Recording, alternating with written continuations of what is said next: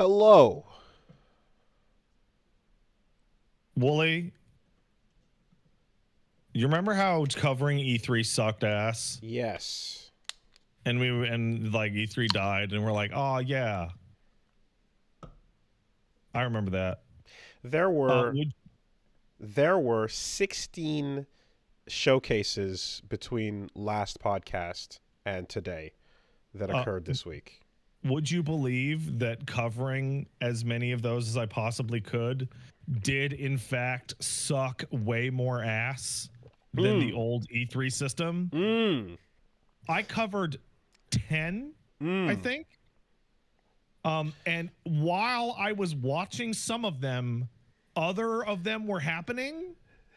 So and like I was like, should I switch over to that? And the universal response every time was, nah, man, that one sucks. So I'm like, but what I'm watching now sucks. Okay, so there was no middle ground here because you did them all and I did them none. And there were clearly points where it's like, oh, it would have been cool to have been live when that were to happen or not. But what and for what it's worth, I was just spending time with family and taking a break and relaxing. That's good things to doing things that I think are important. So, was there a moment where the threshold went from, damn, dude, you should have been watching these two, like, and then was there a gradient into not even into what the fuck? Not even once. Okay, because like every single one of these ended with the same conversation with Paige, where I was like, "Oh, I hate this," and she's like, "You should do it though." I'm like, "I know I should do it, but it sucks."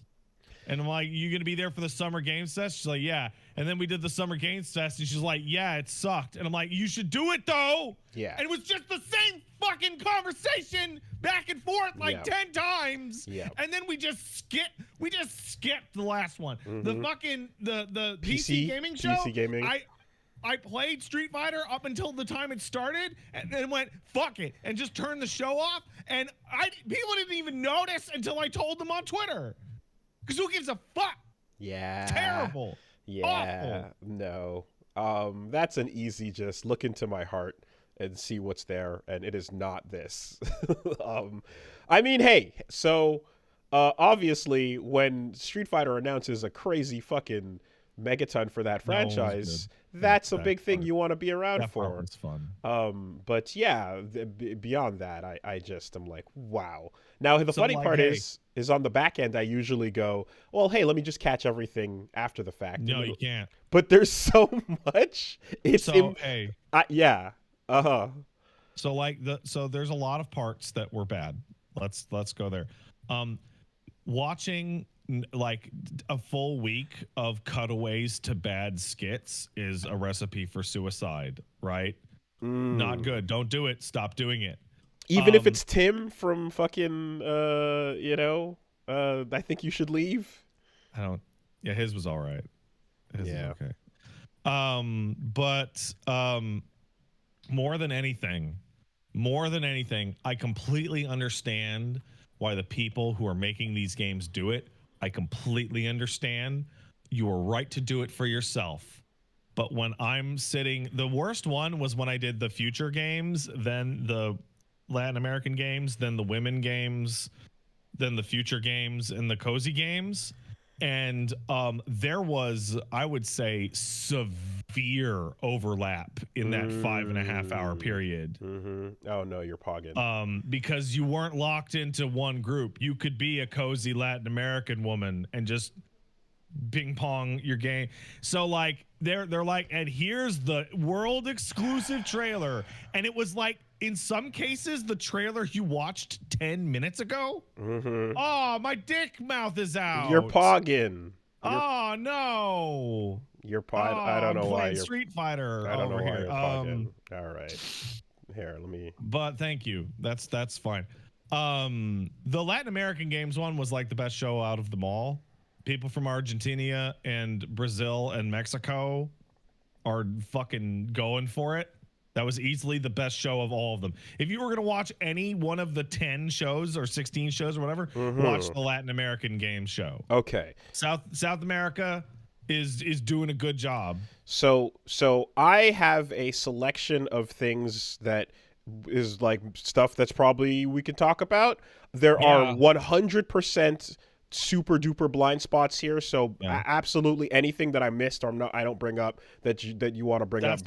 I don't remember. And you know what? There is a part of this that is important to watch. So like watching Phil Spencer and Matt Booty just be lying fuck ass homunculus pieces of shit on stage while they talk about the Xbox family as they show a bunch of games that the people are going to get fired as soon as they ship. There's value there. Oh man. And then watching Phil Spencer just ignore every question that IGN asks him where they're like, hey, what's up with spending $70 billion? And he's like, man, Game Pass is so good. Right. Well, the following up on the conversation the other day from how fucking Microsoft is helping Blizzard, right? Just all that energy carried forward. Awesome. That's great. Before we move on, did we do anything with the week other than this crap? Yeah, no, there was, but I mean, we should get you to. Here we go. We should stop Pat from pogging for a second, if I can take a minute to just fix his pog, and we'll do it live.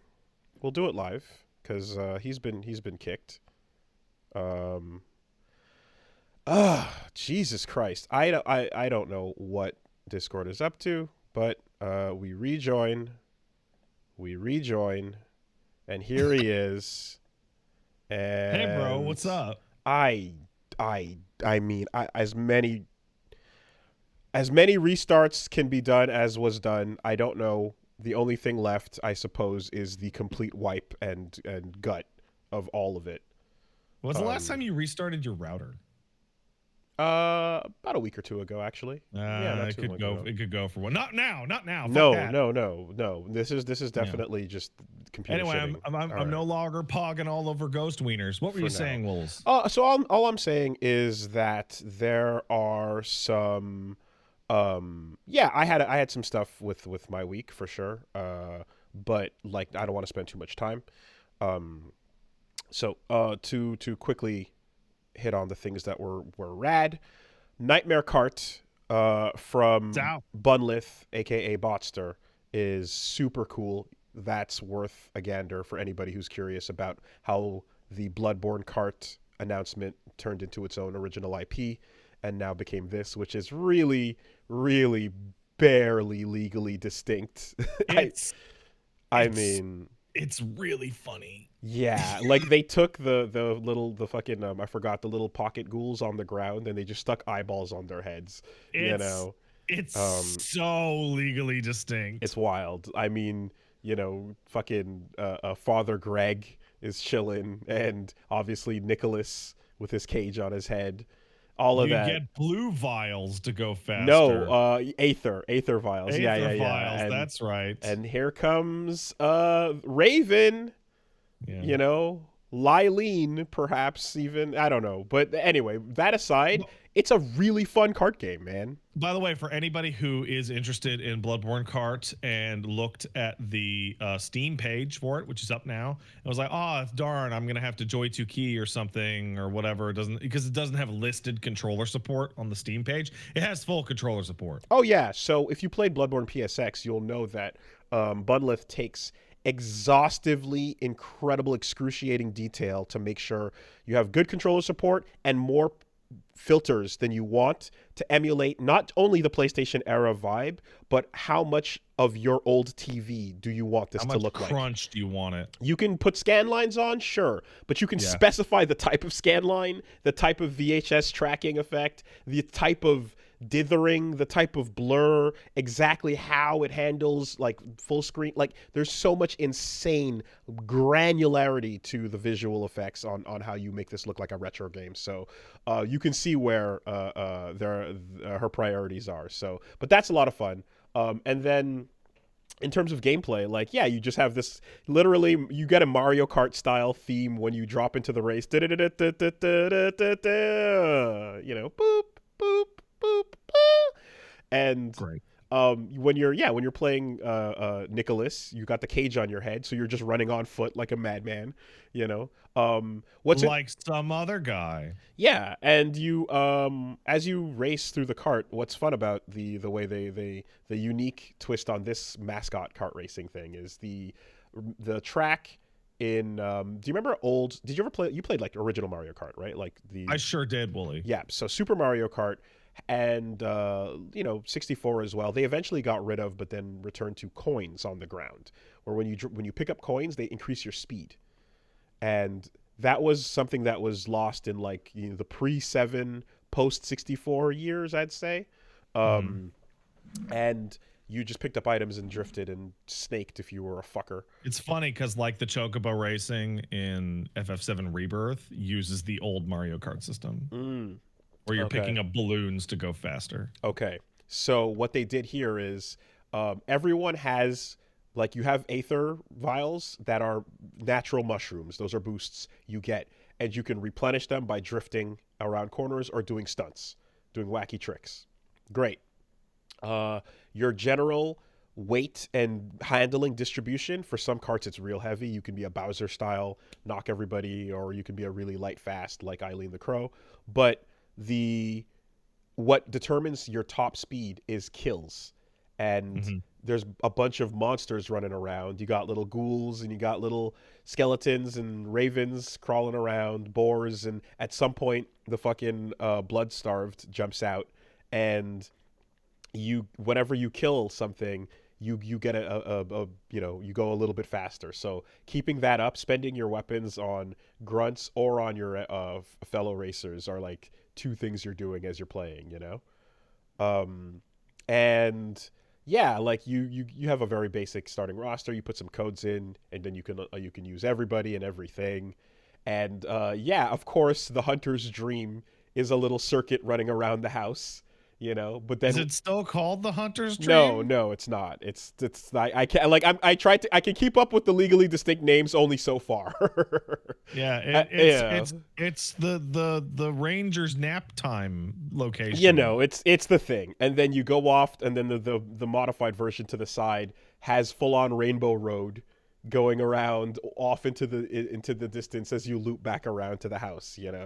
So that's fun. Obviously, the sewers are crazy because they're all 90-degree turns, and yeah, it is a really fucking fun ass thing that, if Sony doesn't hold you down, then Bunlith will.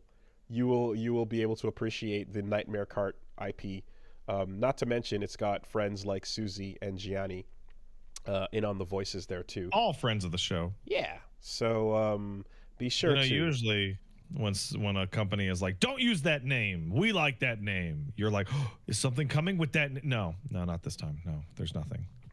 Stop getting excited for Bloodborne. There's a lot of codes that you can use to unlock stuff, and there's one code that people found that it seems to do something, but it doesn't, and the code is just typing in, I changed my mind.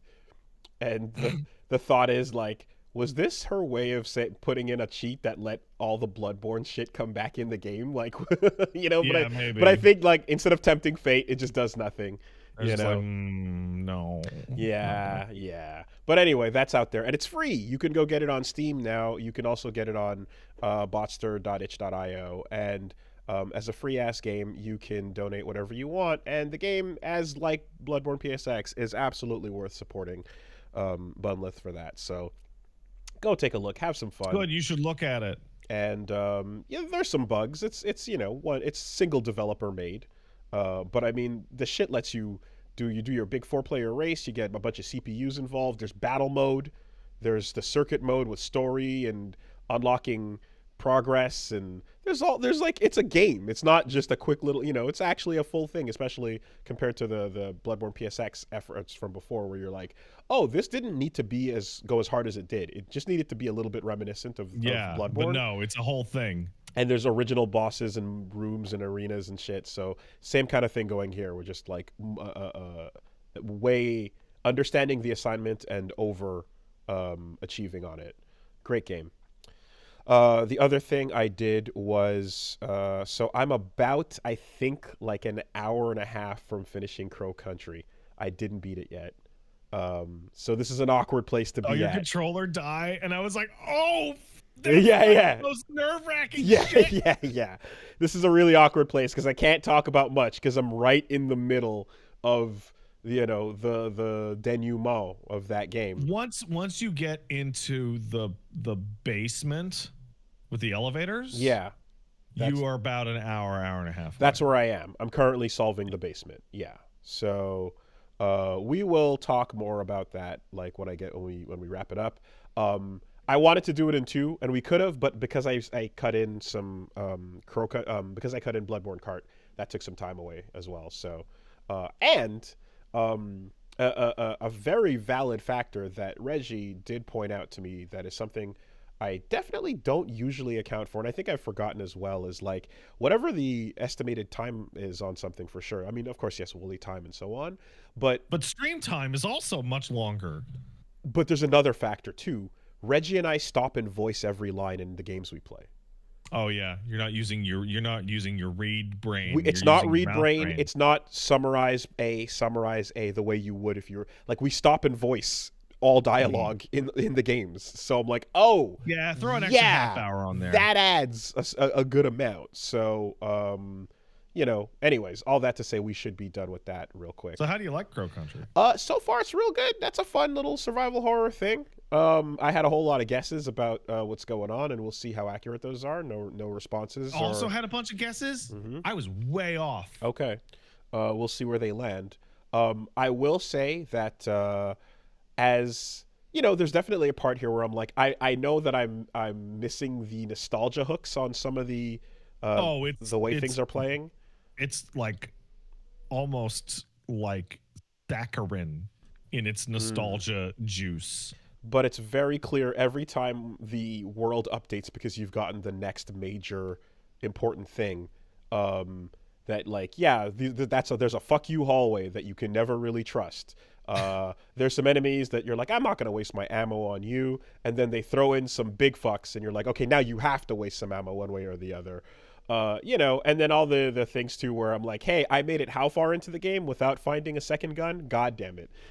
I think one of the game's like real genius parts is that so what you'll clear out as you clear out connecting hallways is almost always the one. Like whatever main thoroughfare you're going to use to get to other places, clear that out.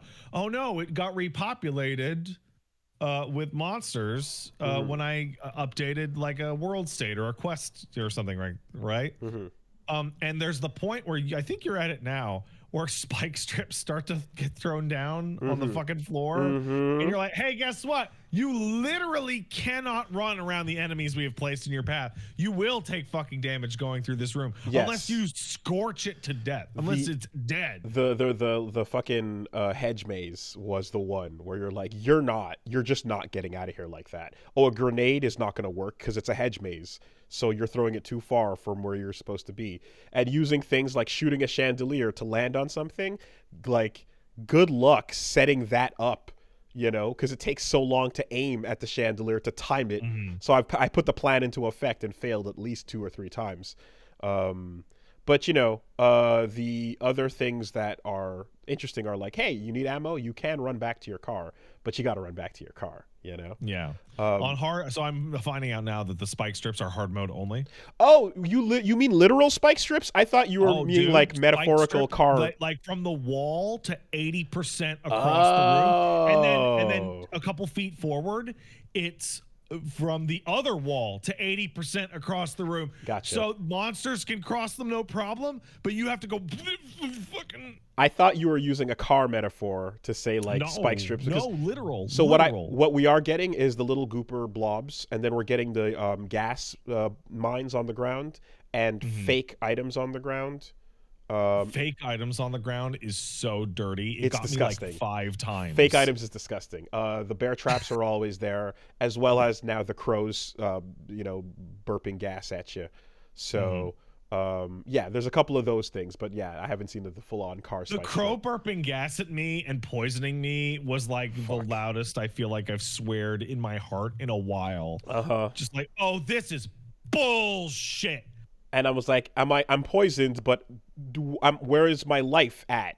And it's like you have to like still you're poisoned, but you're still taking some damage. You have to know whether you're in the fine or okay or whatever the case. That's all there. But yeah, no, there's a very clear you can't coast too easy for too long. You're gonna get fucked here and there.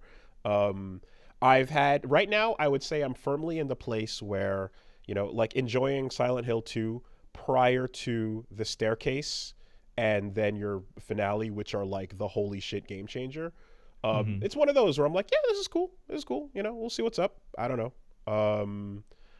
But I've had two major bummers that are in play right now. One is more of one's a lot less. But it's just like the setup of sorts. But okay, the mushroom room. I don't think I need to tell you. Oh, that thing sucks. It's the worst thing, right? It's the dumbest thing. I don't know what the intended solution is.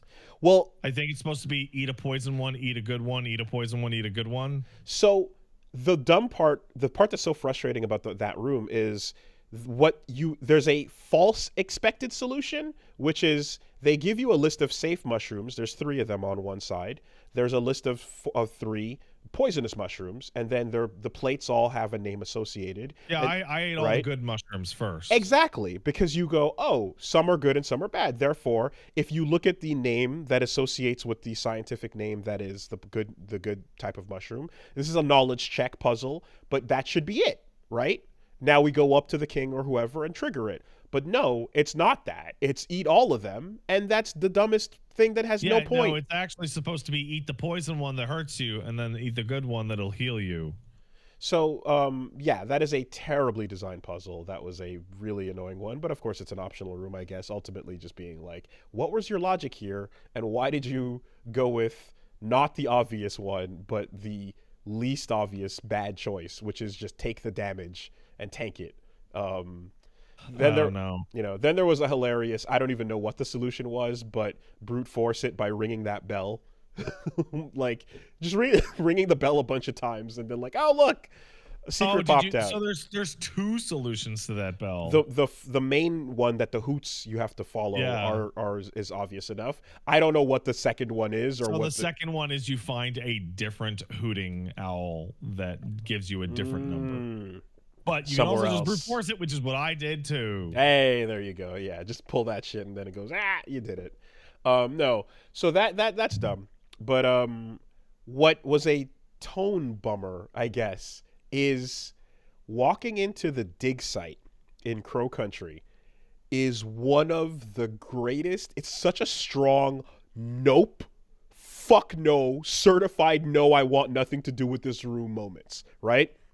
Mm-hmm. A hole in the ground, a pit with a chain, and a flamethrower pointed at it, and it's shaking, and you're hearing the groaning, and you're like, oh man, I hate whatever I'm gonna have to do here. And you're getting gas canisters, and it's telling you like you're gonna have to deal with this fucking room at some point.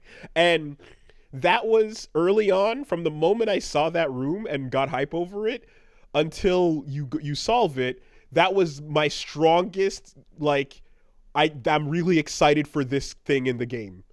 Mm-hmm. And then when its solution turns out to be, spoilers if you're looking to play Crow Country, not at all anything living up to that, like, fear and hype and nervous energy. It's just a mask and some gelatin. Yeah, man.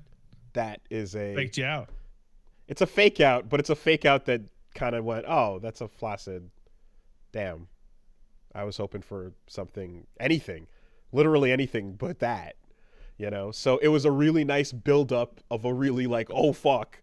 And I know you do that yourself, but it really did a good job with like making an intimidating room. And then the end of that room is like just nothing. And yeah, I work myself up with the setup of what they lay out, but I wish they delivered on that, because just getting an item for a wall mask is not hype by comparison, Mm-hmm. So that's it, I guess. Everything else is, it's doing its thing, and I appreciate that the locked camera angle makes it so that like enemies that are bigger than the screen are just like permanently outside of your. They're so fucking big. You That can't. skeleton Yeah. is so big. There are enemies that are permanently outside of your full comprehension because they crop outside of your camera rotation. You know, that's great. And I don't know, have you does that ring a bell at all? Is that ever a moment that you've had in any survival horror games where like something seems like a really scary, cool, interesting setup and then it doesn't like hit? It's fairly rare. Okay. Because I don't think I've had that experience. I can't think of with the ones I've gone through so far. But yeah, in any case, so we'll see what comes of it's usually the opposite. Usually something over delivers on something, and it feels kind of like in like a bad way. Right. Okay. Like not every locker needs to have a monster jump out at you. Yeah, that's true. I will say too as well. You see the photo with the decapitated head, right, in that same room as well, and I saw that before returning to it. So there's an extra layer of oh fuck, this is a bad room, and it's like no, it's actually just it's another nothing. It's fine. Yeah. Anyway, all right. I'm not gonna harp on that too much. We'll see where that goes. The other thing is Slayer, Guilty Gear Strive. Slayer's out. Such a fun character, just a dandy boxer. He's so much fun to use in such a basic way. And yeah, his damage is nuts. He fakes you by dandy stepping in and out. It's cool to see him and Zato and Nagoriyuki all quoting their dandyism quotes and snapping their fingers and chuffing it up. And he loves his wife, and every time he wins, a randomized haiku will be recited by him. Oh, that's cute. And Sharon, and it'll be 575, and then the person who lost will go dandy. So that's just silly as fuck. It's a perfect little silly thing because yeah, he used to have. His instant kill was he'd like punch you into space and then say like one of many randomized haikus, and now it's just in the win pose and the lines sometimes line up, sometimes they don't, but either way, she's a big part of his intros and outros, and he's just a lot of fun. Getting the bite on somebody is like this great feeling of like, oh fuck, the panic is in for a couple seconds, and like I said, you can then just teleport back left and right, mix them up. And it's interesting because he's such a strong character on the ground, but he's very weak in the air. So he's a lot like Little Mac in Smash, where if you're toe-to-toe with him, good fucking luck. But the moment anything forces him to be up in the air, like Axel on the ground or a lot of armored shit, anyone who's really good at just controlling the floor is going to give him a hard time. Which that's an archetype of fighting game character you don't see often, but he's one of the few, again, Little Mac is like the strongest other example I can think of where it's just like, oh god, you're jumping. Good luck, bro. So yeah, Slayer is great. Strive. I'm glad. Strive good. Could you imagine if Slayer came out and he was like, people didn't like him? Like it's just like if Akuma came out and he wasn't what everyone wanted him to be. Man. Akuma versus Marissa has some particularly stupid moments where he can make her switch sides on Wake Up in multiple situations. So I've had it on stream, and then there's a Hotashi clip, same thing. He does an air fireball over her head, and it is like a full body length and a little bit away from her, but she gets hit by it. Because of her big ass hitbox. So she's, I don't know, some stupid shit is going on with him in particular, and the interactions they have where she just gets forced to face the other way, and it looks dumb. And to that end, I guess the whole debate about new characters at the tournament, upcoming CEO is that debate just got super awesome, by the way. Because what it means is that Combo Breaker fucking rules and CEO is for dorks. That's what that fucking means. Sure. You as long like you're like whoever's not there from a distance can say whatever, but I can. It's easy. I just said it. I just had to open up my mouth and words came out. There you go. But Combo Breaker says, you know what, nephew? Yeah, you can have a beer. I'm cool. And CEO is like, how old are you? Take a sip. Bedtime. I told your parents you had to go to sleep at a normal hour. Yeah, I do not blame Jabali for the idea of all the console updates that have to go through the morning of and the nightmare that comes along with whatever's happening with that patch. I don't blame him. You're completely right, and that is a ridiculous thing to expect of a tournament organizer, because that is a huge amount of legwork that we have proven that no one could do. That it would be actually impossible for a tournament to do that. Rick is Rick. Not be possible. Regardless, what I would say would be interesting is because neither of them are CPT events, if we could see what Capcom themselves felt about this, and then said like, oh yeah, we will allow or will not allow for CPT purposes, then you could kind of follow suit. But what Capcom says is buy him Bison now. Buy him Bison now, idiots. Shut up. And yeah, the patch regardless goes through even if the character is not in. But yeah, that's way dumber actually.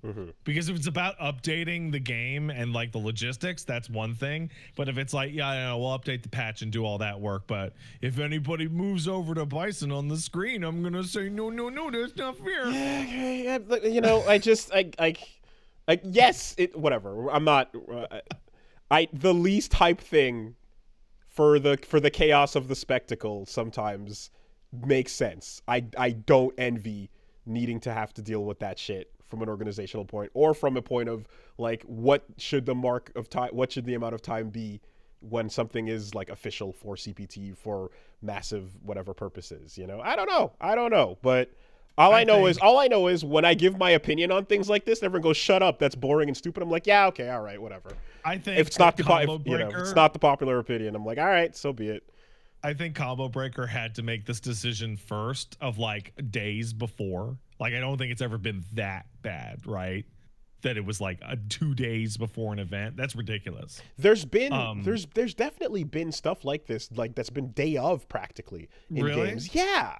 And there's been stuff where it's been like, and the patch is bad, and there's a bug, and there's a thing that they fucking ruins the game. And if someone does that on stage or in tournament, you can't do anything about it. You know? Hey, here's the thing, it does happen. Combo Breaker did go out and was cool. Yeah, cool about it. It's good thing it worked. Glad it all worked. And this is somebody who's like not financially or emotionally invested in any of these tournaments. I think the idea of Capcom putting out a bad patch that sucks and then getting that showcased in front of like a massive audience, I think that rules actually. I think like all the announcers at CEO go, "Wow, Capcom really fucked this up. This shit sucks." It's actually super incredible. Awesome and hilarious. Yeah, folks are referencing Sonic Fox playing Xenomorph, and so NRS has had that. You've got literally the Them's Fighting Herds shenanigans for what we talked about a minute ago. Like it is a mixed bag, and you never know what the fuck you're gonna get. And like the more this is like an official, oh my god, $1 million to the winner moment, and it's just like, roll the dice, go fucking crazy, the more insane that decision becomes. But anyways, I think they should let tigers out on the basketball court. Exactly. Thank you. There we go. Thank Moving you, on. Yes. So there were literally 16 game events. Oh wait, I had stuff. I'm sorry. I thought you had all watched. Go ahead. Sorry. No. Of note, Paige gave the baby a lemon this morning. The baby loves lemons, so I'm fucked. Okay. Bitter. I'm gonna live in a fucking bitter sour, fucking nightmare household where people around me are just chomping on lemons and pickles and shit. Vinegar up. I'm done. It's all over now. Adapter diode, man. And the second thing is I've been playing a ton of Street Fighter, and I can report that, that Zangief buff is for real, because I went up a full grade. There you go. From Plat 3 to Diamond, Plat 4 to Diamond 4. There you go. Which is like getting right there, almost. That the only rank that matters. Also, I've been like refusing to use training mode. I've become like the opposite of you. Like, I would rather never play the game at all rather than load it up in training mode for even a second. I'm trying to learn Akuma like hit confirms in matches. Incredible. And I will say one thing. There is a genuine benefit to, like, hey, I would like to learn my punish counters, or I would like to learn the timing on like my light hit confirms in exclusively real matches. Is that I no longer have the problem of I can do it every single time in the lab, but I can never pull it out in the fight. So I would say, like, get out of the lab, fuck lab, real games only would be based if you never got salty. But if you get salty at all at the outcomes, then no. if you're some tell me what to do with my emotions. You can do whatever you want, but I'm saying if you're like, yo, I'm like no training ever, we're just going in, and then you're like, we're having fun. There's two types of salt. Okay. Right? There's fuck this dude, that's bullshit. And then there's, oh, I suck ass, I wish I was better. Right? Because the one is salt out and the other salt in. Yeah. Salt in. Yeah, right? Yeah. I have salt in. Okay. I feel like the bad salt is salt out. Because if you what the fuck is this bullshit? I mean, they're both bad to some degree, but like one can be constructive, one is more destructive for sure. But yes, if that's the thing, is if it's like, why are things the way they are? Would you like to know why? No. I think also there's a fun little detail where a gentleman has been showing up in my streams to just invent Akuma technology against me. Like just like from corner to corner, just nonsense, like juggling me with drive rush jabs off, like all sorts of nonsense. His name's Heifnoff. Oh, Heifnoff. Yeah. And so I'm like, oh man, this guy's beating my ass real bad. That's crazy. And then I was like, I'd like to go back and watch like some of Woolie's like Akuma or like Marissa videos, and I click on it, and I just scrolled to a random part and saw Heifnoff just beating your ass in. Heif's great. And I was like, oh right, okay. This guy just floats around. And what you gotta kill. And what you gotta do. Well, I mean, what you like? There's the no lab situation is brutal at every time when a new character comes out, because you're fighting against the unknown factor, right? You like they've got a whole bunch of new tricks and tips and things that you haven't seen, and that's going to continue. And like it's almost like imagine if you're fighting against, like, you know, any boss in any other genre, and they have moves that you've never seen yet, you know, and you're like, oh, he's floating in the air and he's glowing, and oh god, there's a countdown. Should I hit him? No, there's a pit underneath him now. Oh, okay. Like you need to see it all, and then once you've seen it all, then you can start adapting and putting the plan together. But as long as you're like, I still don't know everything I'm looking at, the realm of the unknown will continue to own your shit for free. Luckily, if you don't want to go into the lab and you want to learn about Akuma, just play Street Fighter 6 at all, because you'll get plenty of Akuma matchup practice, because he represents like 50 or 60% of all fighters. For now.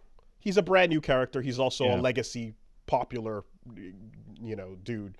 He's going to be a big chunk for now. It'll even out as more come out and as time goes on. But this is also a rush for people to, like competitive players as well, play him so that you can learn how to fight him is a thing that people often do. You see the limitations. You feel what's weak when you're using that character, and you go, great, now I know what to target.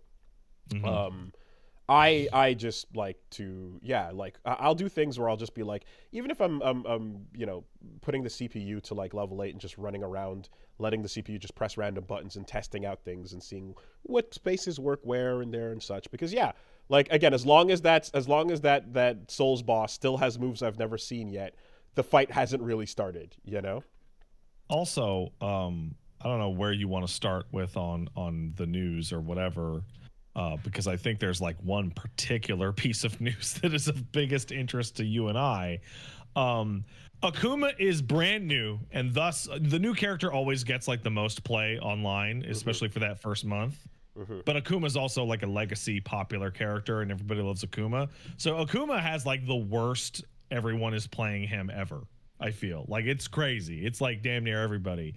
And as a result, it is like the shortest time in between one character to the next Street Fighter 6 might ever have, where Akuma is only the new guy for like 6 weeks.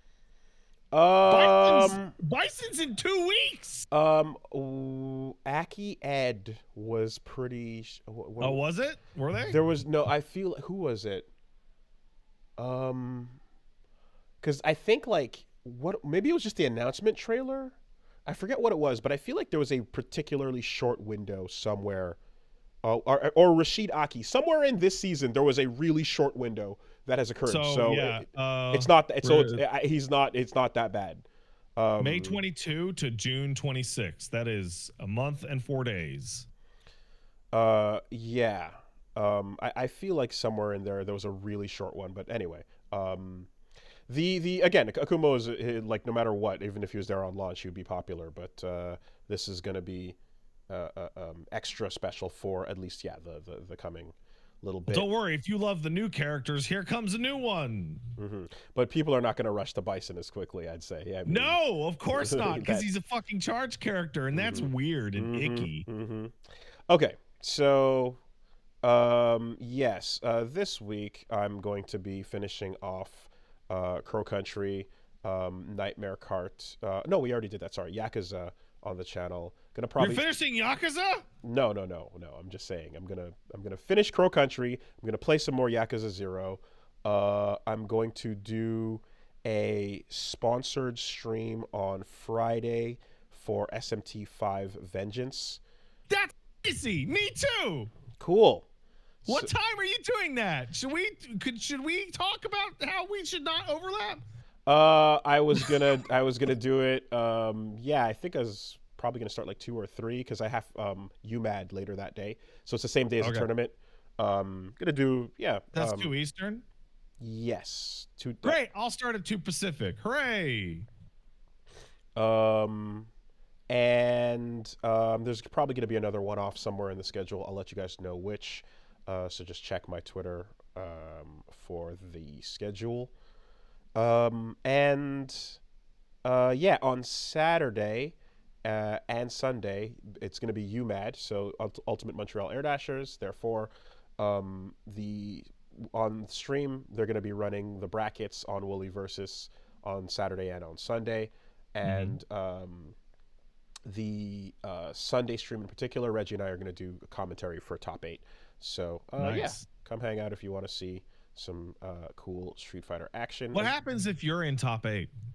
Well, I won't be because Saturday I'm actually unable to make it. But and that's the reason why. That is the reason why.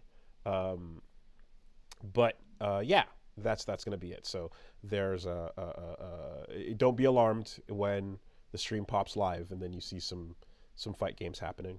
And the venue is super sick. It's the one I told everyone about, where it's happening in a church, and there's the upstairs where everyone's got the booze, and it's the pews where people look down. You got the main venue, which is the church, and the main stage at where the sermons would be held, and then in the basement you got the boxing gym.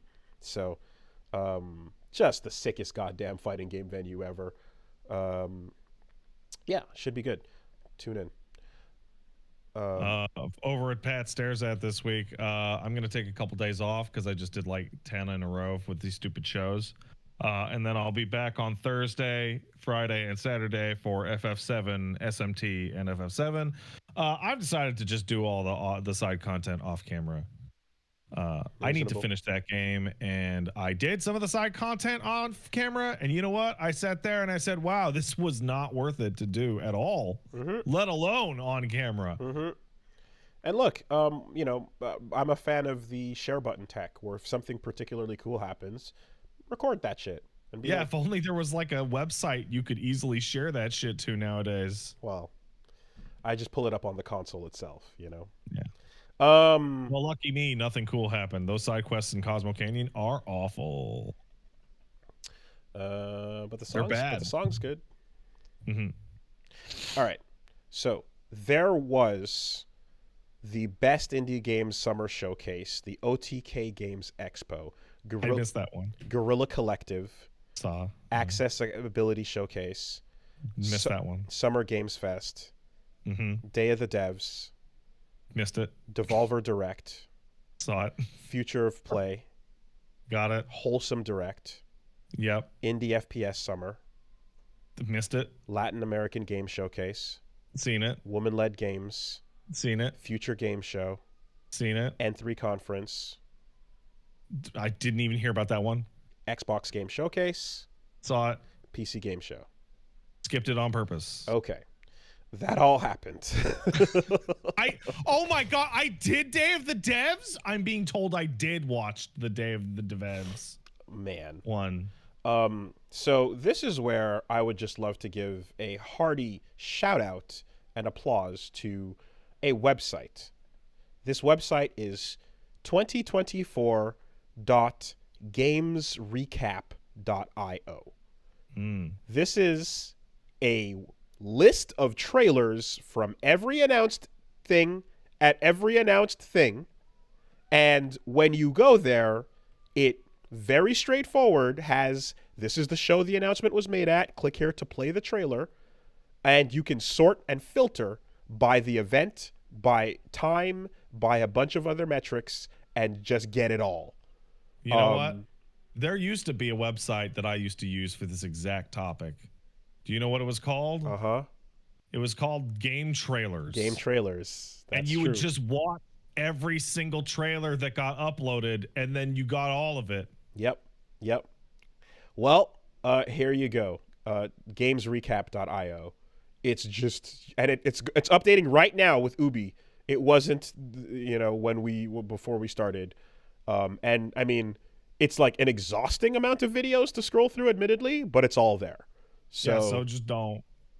But this is exactly what I'm looking for when I'm looking for roundups and after the fact summarizations. So there's another one. Oh my God, there's so many. So many what? There's more shows happening today. Yes, Ubi is happening right now. Yes. Okay. But also Black Voices in Gaming is in an hour and 20 minute. Wait, no, that's a day. Oh yeah. Hours. So absolutely. I mean, this and like you can look at the summer list, like going back from Warhammer's announcements in May. It goes through all of them. The ones that haven't happened yet is Ubi Forward is happening now. Black Voices in Gaming in 2 days. Then Games for Games. Then Streams for a Cause, and then THQ Nordic. Right. So it continues. Like That's too many. It's the full ass schedule. It is. It is not a reasonable nor realistic amount of shit to cover. What they should do is they should have 2 or 3 shows, and they should only show the games that I care about. God, could you imagine? Or they think I will. Could you imagine if it was your job to cover all of this shit? Yeah, you'd be sitting there going, "This isn't worth it." Couldn't be me. Nah, bro. Okay. Hey, Street Fighter 6 Year 2 character reveals, right? They learned from the leaks and just said, fuck it, everything out the gates. Because it's been pretty good, I think. It was pretty hype for everyone to see in advance of the game what the full roster was like. And then the DLC one as well, even though it ended up being like spoiling the marketing department's plans. I think the effect of people knowing outright with a big hype bomb is pretty fun, because it's not like the new characters coming out and getting footage like is not still a news wave, you know? The benefit of like DLC and fighting games in particular is every time a new one gets announced, it's a new like wave for the game to enter the news cycle a little bit. But yeah, especially when you just get to look at a little animated thing here, like holy fuck, there's Terry Bogard, and it looks like the anime style of the Street Fighter 4 anime cutscenes. I can't wait to see what Terry looks like in game when he looks real good, because here you're looking at a really basic, interpretation. There's so much good in that trailer. So first of all, like Ken and Terry are the same man. We all know this. They're the same guy. And so when Terry is like walking by the burning oil drum in the intro, you're like, oh, it's Ken. He's even more homeless now somehow. And it flew right over my head until he put his fucking jacket on. Mm-hmm. That's the move. And then you've got Luke and Jamie getting drunk and like about to kiss. Winner takes a sip, and then the doors open as Jamie and Luke are real close. They are so close. Hand wrapped around. And Jamie's got like a weird little smile on. Yeah. He's like really annoyed that Terry interrupted them. Jamie's hitting Luke with the come hithers. I swear to God he is. That was some real shit, yeah. But then the doors slam open, and here comes the wild wolf. Hungry Terry is in. I think this is a very clear, like, holy shit, the gates are open. We're letting guests in. Street Fighter has always been the franchise that doesn't do it, right? Pure. But maybe a Street Fighter will go somewhere else, because Street Fighter. But this is the emblematic mountaintop fighting game franchise, therefore, right? We don't. But here's the thing, right? I think watching how well Akuma landed in Tekken got some eyebrows raised. That was huge. And he was part of the canon as well. Like, that was like, you don't have to do anything to make Fatal Fury and Street Fighter to get like, right? Oh, I'm from Southtown. It's the Jersey to Metro City's New York. Like, I'm from across the river. So that's it, right? And it's like, Geese was a fucking sick pick as well. But you get your guest characters, and Namco, they've been about that for a long time, especially Soul Calibur. People are more excited about the guests in that franchise than they are about the main franchise in some cases. But like here, you get like Akuma dropping in, being a big part of that. He's worked into the story. It's a major deal. And it wasn't just like part of the story. He was like, I was one of the major players of the story. Canonically instrumental to the plot of the Tekken franchise. I was there the whole time, guys. So that's a wild one for them to do. And so that's where you go, all right. This is a very smart, popular move that, like, the crossover is here that clearly is a good fit. If anyone is going to walk through those doors when the gates open, it better fucking be Terry Bogard. It'd be our old friend Terry. Right? Not like the tweet said, not a guest, but like a brother in arms, a friend character. Yeah, brother in arms. They've been through the shit. Who else, man, stands there? Like, that is the dude that is the most welcome.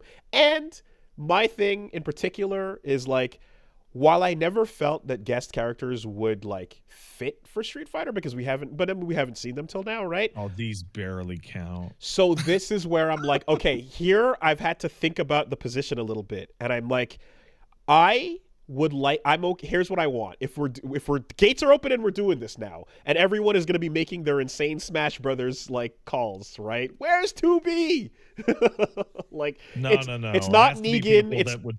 It's not Negan. It's not Geralt, right? So my stipulation is, if they can look like they took a bus from where they came from and got off the bus in Metro City, we're good. Right? Absolutely. Terry got on the fucking subway, left Southtown, and got to Metro City. Like, it's really funny because Terry now looks like Ken's interim divorce state. Sure. Like, Terry now looks like what Ken looked like when his divorce was starting. And now he looks like what he looks like now that his divorce is finalized. If you are going to be a guest in Street Fighter, no portals opening up, please. Let you be a thing that fits and comes from the world and suits it. And here comes Mai, right? it is interesting Mai because also fits perfectly. yeah, she's again the first. You want to talk about Chun-Li, first lady of fighting games? Well, here comes the second, right? These are the two standing at the peak, and Fatal Fury getting that love in particular is great. I like that. I think that's hype. I think it would be really funny if because now I feel it's a core assumption we're going to see more guests way in the future. If they just went into King of Fighters, so it's not impossible. But Reggie did point out, he's like, he did say, like, for the whole season, for it to be half guests, though, that is a lot. And I'm like, it's true. It's 2 guests out of 4 announced characters. And they are good guests. They are great guests. And if the feeling is that, like, that slot could have been a Makoto or, you know, an Ibuki or something like that, right? It's like, well, one, they took a character poll and Makoto and Ibuki were above Elena. So they're doing this on purpose. They know that those are future things. It's not just popularity. It's not. It's also how do you put a booster pack together of the right cards, you know? And then you also have the part where this is a 4-character announced season. If they did want to throw in another slot in there, they would have announced 5 or 6, right? It's a short season, so you're getting what you're getting here. They could have put another one, but they didn't. So that, you know, I think this is basically just like, here's what we confirmed and we got for now. And then for sure, anyone that people want to see harder in the future is likely going to be packed in, you know, in a group, in a really good way. I saw some people comparing each season of the Guilty Gear Strive DLC and going like, oh, what was your favorite season and stuff. And it's the way they've arranged it was pretty good. Like there's winners for every season for people that like love these characters. And Street Fighter is definitely taking that approach here where they're not going to give you like, they're giving you a mix of high demand, weird pick, probably returning legacy, old character, and then some unexpected thing. So I imagine Terry is going to be costume 1, the original that we see. Hopefully somewhere in there. There's no character specific intros, so god damn it, we can't get what we all want. But maybe in the world tour or somewhere in a moment, there can be a Ken tossing the hat at Terry. Yeah, you know, scene, because we all want that. It's so good. Pick that shit back up. It's classic, right? But Terry getting Wild Wolf for his costume 2. Right? That seems like a lock. And then 3, probably Fatal Fury 1, where he's the full-on pizza delivery boy with the long sleeves. He has a different jacket and jeans in that. They could go that direction with it. And then I was saying her second costume for sure. You got to do Maximum Impact, black hair, the Falcon outfit that look, she got. yeah, the one that everyone's crazy about. Incredible, right? And then probably third costume could be like an Andy Bogard reference or something like that. Like, you know, yeah. Before we get too far away, I think they're doing the same thing with the second season that they did with the first season, which is old character, new character, old character, new character. The only difference is that the brand new characters that have never been in Street Fighter are characters you have totally played before in other fighting games. They're just new to Street Fighter. Yeah, I expect if you see a Third Strike character, there will be a Street Fighter 2 character, right? There will be a distinction between the series that you're pulling them from, and then there'll be new as well as like some other unexpected thing for sure. So like next season we could get 2 old, like Makoto and fucking Necro, who gives Makoto and Alex, and then you'd have 1 brand new character and 1 guest. But but that's where I say like they'd go if they go Makoto, then they'd go Vega or something. Like they'd be like, you know, here's a Street Fighter 2 representative, here's a 3 representative. Vega wasn't even in the game. The four Heavenly Kings, right? and you know, the Shadowloo 4 could like always, if we're returning to old shit, then we're returning to old shit. There's always that possibility. In fact, I would say like Bison showing up in this way means like Dudley is very possible if he like as a popular character. Ed does not actually like prove that they're moving away from him because they're willing to just grab old shit anyway and do it, you know. So before Bison, Elena, not much to say. Updated outfit looks great. I like Elena plus time. Happy to see what she gets. Healing is her level 3. Let's go. I cannot wait for level 3 healing and critical art level 3, healing plus drive healing. Yeah. I can't wait for the nonsense. No, if anything, realistically, I imagine I could see her getting a little bit back and then healing over time for the rest of it. Healing over time until you get hit would be fair, I think. But like, it's just like it fills her bar with a full bar of gray life. No, but you see, the problem with that is now you're incentivized to stop playing the game. Yeah, that's right. No, you can do it. Stop. No, you can do it in better ways, right? Like Jago healing or Heat Bar and Tekken 8 healing, where attacking gives you some life back, right? Oh, like lifesteal? Like not lifesteal. Like if you're blocking, but I'm making you block, I'm still healing, but I have to touch you to make those things happen. Like you can make offense be the reward. It doesn't have to be like, I'm out, fuck you, I'm not playing, right? That is generally bad for fighting game in most cases. But M. Bison is here, and I've said a couple times, I'm like, okay, I want new body and then preserve the move set so that we can have like the Bison players get Bison, and then ultimately we will see a character that is fitting for the setting of the future. Well, we didn't get a new body. No, we got a new mind instead. Which is not what I was expecting at all. That is not what I thought we were going to have. Didn't expect that. And it's not... New character, same character. It's not Nightmare Geese, but it here's the thing. Seeing the design, I'm like, as much as I'm like, oh god, it's Sigma again, Palpatine has returned, he looks pretty fucking sick. The design is cool. I also liked the secondary antagonist of Street Fighter Alpha, the movie, Rozanov, the gigantic dude with the flowing coat and the long white hair. Oh my god. Is that the dude that puts Shun in inside him? Yeah. Yeah. Okay. And he does all those moves with his yeah, right arm. Yeah. Like, oh that's my totally god. the fucking inspiration. Yo, that child got SPD'd, or he was about to. The Geef was about to SPD a child. And yeah, like a 10-year-old. And at the last second, I think Ryu sweeps his head to save him from. He does a jumping roundhouse into Geef's head. Then knocks him, stops him. There we go. Man, that child was about to explode.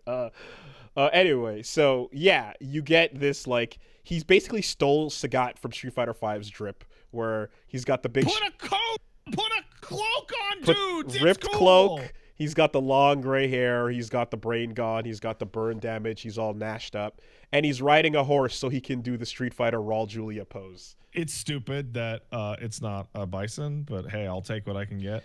So one have been riding a cow. One, I hope the horse has a really sick name. Maybe it's Kokuo. Who knows? Yeah. Two, I saw someone saying that the horse is Bison. Yes, the horse is. Yeah, exactly. They're all Bison, and his soul has split, and the Bison is also in the horse. So if the man dies, he still lives on, right? Yeah, so I imagine, so what we last saw story-wise is Ryu at the end of the Street Fighter V story mode, The Shadows Fall, I think it was called.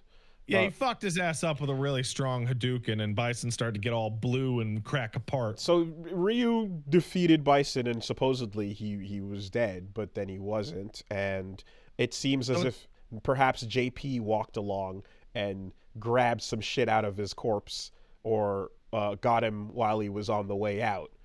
So I've been thinking about this. I was talking about Bison dying, and people were like, but he blew up. And I went back and watched the cutscene. He doesn't blow up. He looks like he's going to blow up, but he starts to crack, and then some rubble falls. Yeah.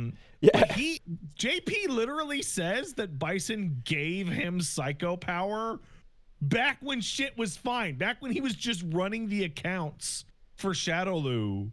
Bison goes into JP's office and goes, yo, do you want some psycho power? And JP went, okay, it'll help me do your taxes or whatever. Considering how easy it is for him to give it to other people, I can see that happening, especially if he's like, yo, I want vessels, right?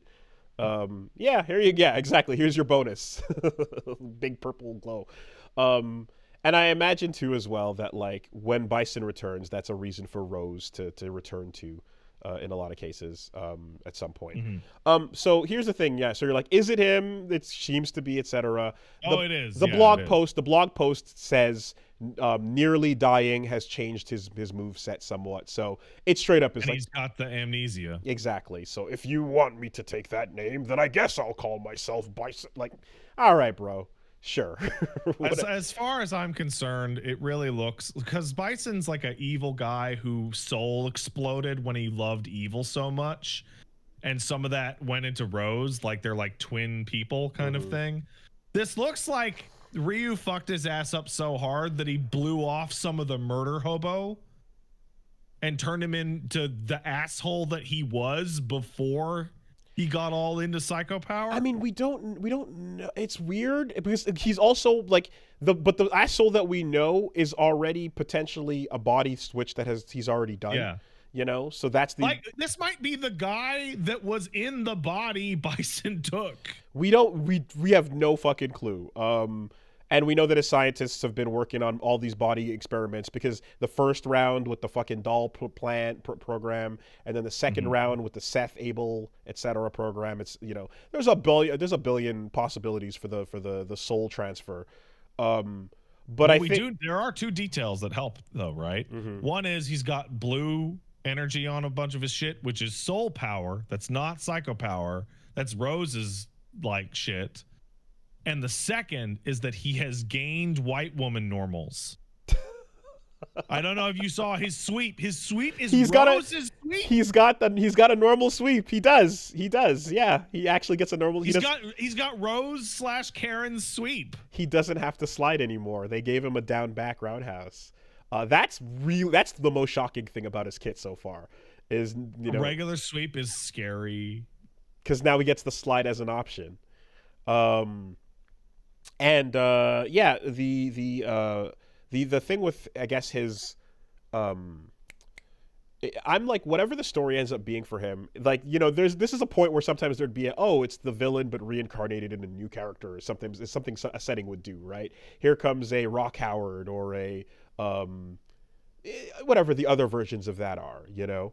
But I guess I just hope that there's something else to it besides he didn't die completely. He lost his memory, but here he's back. And once he puts that hat on, all the memories come back because they're all inside the hat. The hat's freaking out on the chair. It doesn't seem like what's going on. Because like he I believe he is responsible for Terry and Mai. So what? I don't know how closely you watched that little piece of his story trailer. He appears on the TV. He punches the big psycho energy device. Yeah. To get all juiced up. When he does that, if you look carefully, there are screenshots of old fighting games shooting out of the machine. What? Yeah. Oh man! Wow. No, I didn't see that. Yeah, hold on. Let me get a fucking. Oh my god! Wait. Let me see if I can get. Oh no, portals! God damn it! I wanted a bus ticket. Where's the? I was very excited about the prospect of a bus ticket. Is that real? Is that might not be real? Can we get? Let me go find it. Yeah, let's get a hard confirm before we commit to that, because people say a lot of things. Let's see. Anyway. While you continue to talk, I'll go find it. That's all right. So, yeah, I am hoping that, you know, because it seems to be like, oh, who's going to be the new leader? Ed is someone that, you know, JP is approaching and saying, like, you should take over and stuff. But yeah, I hope there's somewhere in his reemergence some kind of twist or something, just some idea, something new, right? Because the more it's like it's the thing you all know, and then there's not much else to it besides that. The less exciting I think that is. Please find a way to make his return have something else going on with it. Maybe it's the Rose-isms, you know. Maybe it's that. Maybe there's the personality fracture allows for something else going on there. But we'll see. Um, yeah, I'm. You know, it's strange that little story bit they put up of him like attacking the machine with the hat is not in the season 2 trailer or the gameplay trailer. It's It was it's only the in the end live of. broadcast. I did see it though. I did see it. Yeah, no, I seen it. It's at the end of the anime trailer. They cut to the model of Bison, and then like he you see the hat floating on the chair, freaking out, and then he hits the big purple thing. So I'm super happy that moveset wise, you take a look and what has he got going on? He's got the like I said, the original slide plus the new slide. He's got the improved head stomps, including the straight up and down, like almost like a Smash Brothers down B move where he jumps over you and goes straight down. OTG version of the head stomp. You've got the OD scissor kicks that end on a launcher at the end, and now all of that V-trigger bomb stuff is worked into his normal game plan. So back fist combo, Devil's Reverse, Psycho Crusher are all ways to like detonate the bomb that you put on the opponent, which creates big combo extensions. He's gonna be this bomb character now that you're gonna have to worry about. And also like the fear that people had for like, oh man, old Blanca doing Blanca ball through fireballs, fuck that shit, that's annoying. Yeah, well, they took that away properly, but now here comes Psycho Crusher through fireballs. Okay, so this screenshot is in the bottom right of the thing I sent you. It's hard to see because of YouTube compression. This is him punching. This is him absorbing something out of that device. And there's a little fighting game screenshot in the bottom corner there. Yeah, there's like Street Fighter 2 and Street Fighter Alpha screenshots. I see. People are suggesting that he is eating his old memories. Could be that. I'm gonna. Okay, the second screenshot has some better. Yeah, it has some more clear. But yeah, no, there's a bunch of fighting game screenshots. He's eating old fighting games. But these are Street Fighter screenshots? Yes, they are. In these ones, no shots of Fatal Fury. I'm gonna say the jury's out on him punching portals into jury's the world. In. I'm gonna say she was right there. The memories of past games are all being absorbed here. It's not confirmation that he's punching portals that are opening up for Terry and Mai to jump out. Also, that shit is lame as fuck. That sucks. It's way more cool to think that they just got on a bus and took it over from Southtown to Metro City. Oh, geez. Calm down there, Geralt. No good. Anyways. Oh, yeah. All right. Here's the best screenshot I could get. Here you go. Oh, man. It's analyzing blurry shit. Hell yeah. That's what it is. Bitch. These are tons of screenshots of old Street Fighter games. Yeah, he's absorbing the old Street Fighter memories. Also, when he hits the, it's hard to tell, but when he hits the big thing, all the purple energy is going all over there.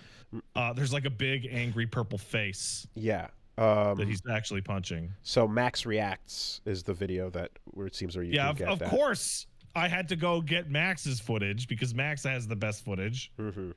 I mean, damn. Yeah, here's him punching a big angry face, Woolie. Okay. I see that. Yeah. Seth, hopefully. Fuck that guy.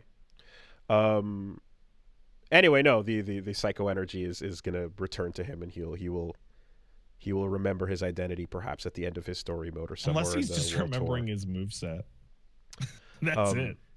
And and here's the thing, and like there's been some so Max was also similarly on the early oh shit, is Luke Captain Commando possibility, type of thing. There's some wild specs that like you throw them out there, and if they land, they land, but if they don't, they don't. And I think that one would have been exciting, but we didn't get that. Anyways, we'll see what remains of whether or not that actually means anything. But his moveset, he's got the like I said, the ability to now pop you with all the V-Trigger stuff. So everything they got as the main skills in V-Triggers and stuff from Street Fighter V, incorporating into the kit and keeping the Omega mode stuff as well, right? Which is crazy to actually see more of that Omega stuff come back. Street Fighter 4 Omega mode really was the template for everything in the future. It's crazy how much that telegraphed all these characters years later for all the experiments they had.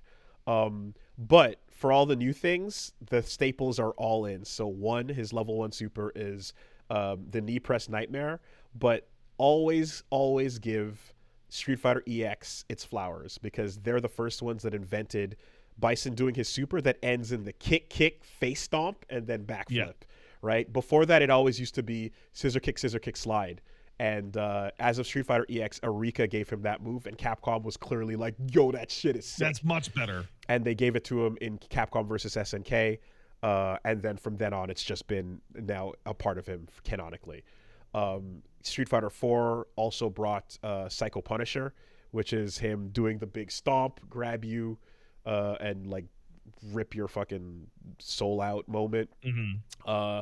That thing was insanely busted in Street Fighter in Super 4 because he could do it without a charge, walking forward the moment you started to do anything. Yeah, that was stupid. And he could hold left or right to make it cross you up or not cross you up, and it was just unstoppable.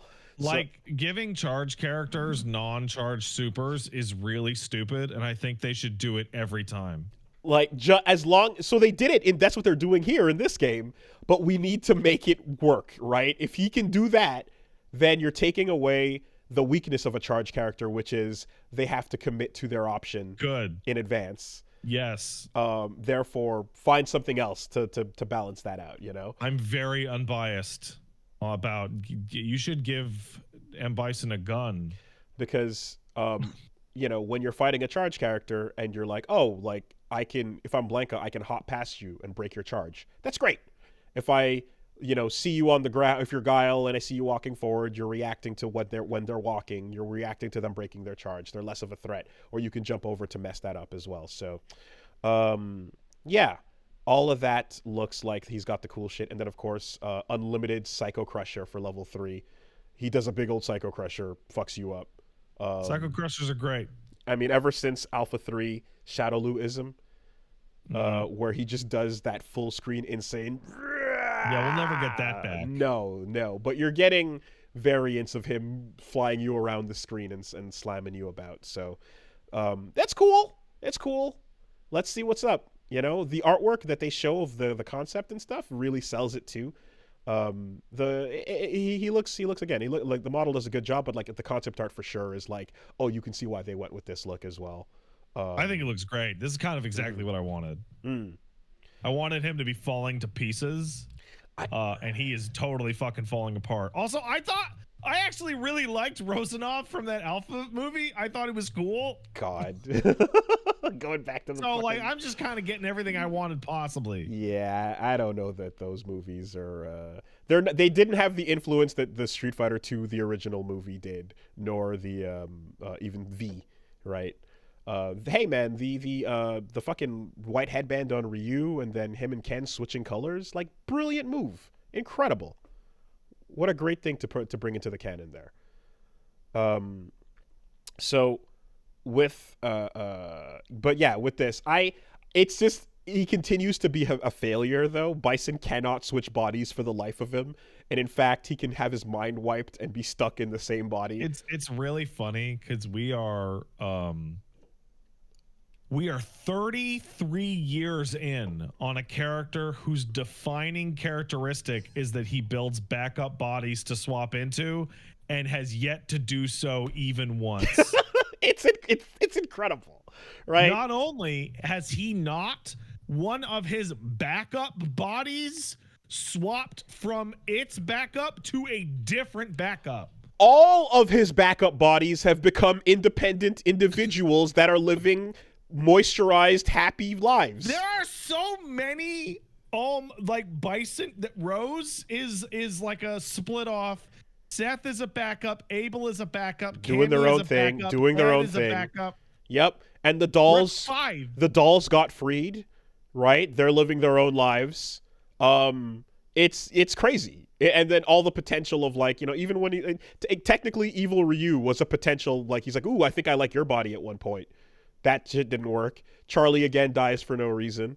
But it's insane how much of a Mentor in the chat says you could make a whole Street Fighter game with just Bison's backup bodies. Right? So yeah, he completely fails, exactly like Palpatine. And we just gotta it's Sigma again. He's back. Here he is. What else you got this time, fucker? Well, it's fine. People are gonna you're gonna see whatever he becomes. I'm like, the whole bit about like time moving forward, when Ryu is aging and all that shit. It's like, I hope someone somewhere in this story just gives him a fucking god damn it. Fuck. Bison, I hope someone gets really annoyed at him showing up again. Bison, I thought you were dead. I was. Yeah. Cammy has been paranoid for years, right? Juri has been depressed because she's got nothing to do now. They've all been she's aimlessly wandering about because she has nowhere to put her vengeance. Now she can get all hype again. Cammy can finally realize that, oh no, the paranoia I've been having that keeps me on edge is actually real, and oh, he's back. And people like Chun-Li, who are also unable to relax, now have to be like, I was right, god damn it. And also we can confirm that all forms of Ansatsuken are bad at taking people out. Yep, of course. This makes Nikali look like an extra double bitch. God, though. I mean, nothing can make it nothing more than his actual debut and finale. Then it's killed in his debut game. Guile also is another character on that roster that is like, I'm ignoring my family because fucking Bison. And it's like, Bison's gone. Go live your life. And he's like, okay, yeah, right. Let's go live our lives. All right. My daughter loves hanging out and at DJ concerts. It's great. Let's have a good time. I'm still on edge though. I want this and now he comes back and you're just taking all that fucking paranoia and making it real. I want this to go into what I guess I would call negative pathos. Like I want like Chun-Li or Cammy, like God, half the fucking cast has a reason to just freak out, right? Like Chun-Li be like, "What the fuck are you doing here, Bison? I'll kill you." He's like, "I heard Metro City had really good Lebanese food." What? Have you been to Hado Pizza's incredible? Yeah, I'm trying to find some good shawarma, man. I want a Donner sandwich. Do you know where I can get a good Donner sandwich? You gotta go to Nashal, actually. Oh, okay. Nashal. Yeah. I'm wondering too if because at some point Bison's gonna have to sit there and teach you, right? So no, actually he totally doesn't. Apparently he just has to touch you. But even that's not enough because JP still has to show you his moves over time, right? Like you still have to learn to harness the psycho power. Otherwise you're just one of those box-headed idiots going rah in the mountains. The idea that when you go hang out with Bison, when he's not hanging out with you, he's teaching the horse psycho power moves. That's good. I mean, make no mistake, the idea of Bison cheating his way into his tech is a very like you said, like we're saying, antithesis for Akuma style method of learning. But all this to say that with Akuma coming now and being like, he's not evil, he kills with consent. He's complicated.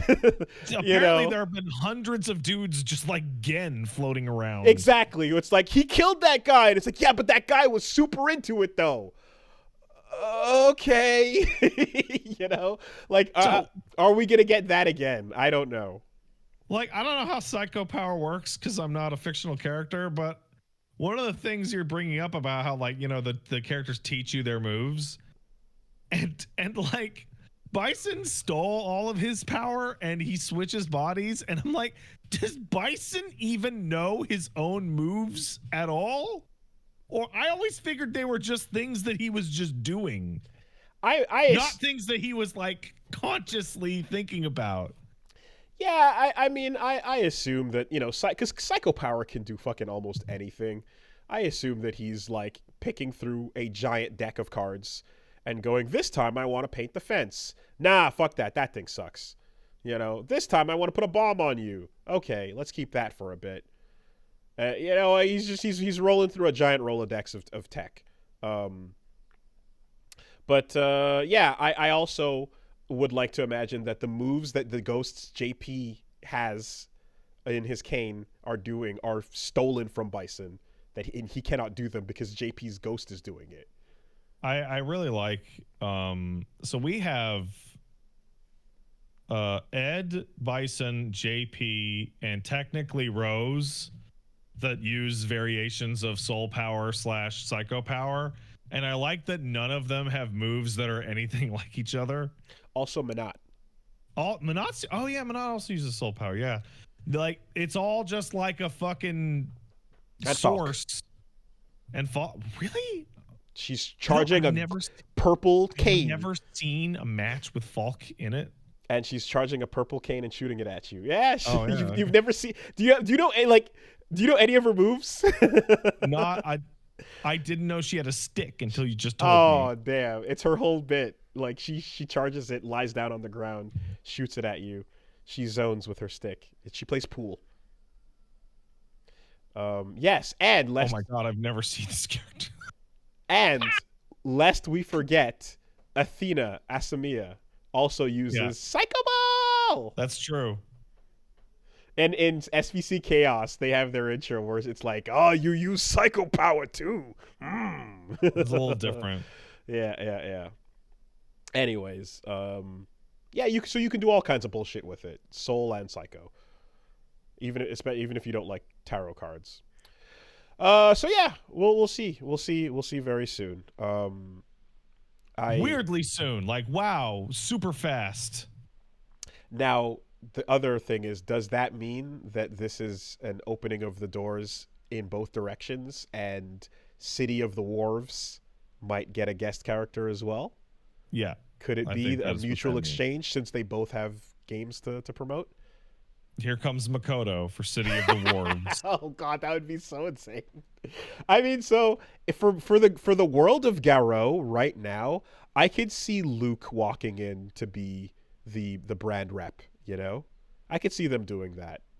You know, like they could do Ryu. He's very close to Kyokugen, you know, so I think that's Marco, way too similar to put a Shoto in there. Marco is extremely similar, and you know, and Ryo and Robert are literally coming from that clone energy. Terry Bogard has made a fairly distinguished character that's separate from, you know, the Shotos and stuff. But yeah, I could see them being like, "Yo, it's Luke. Here he is. This is Mr. Street Luke Fighter from now. Streets? From Streets."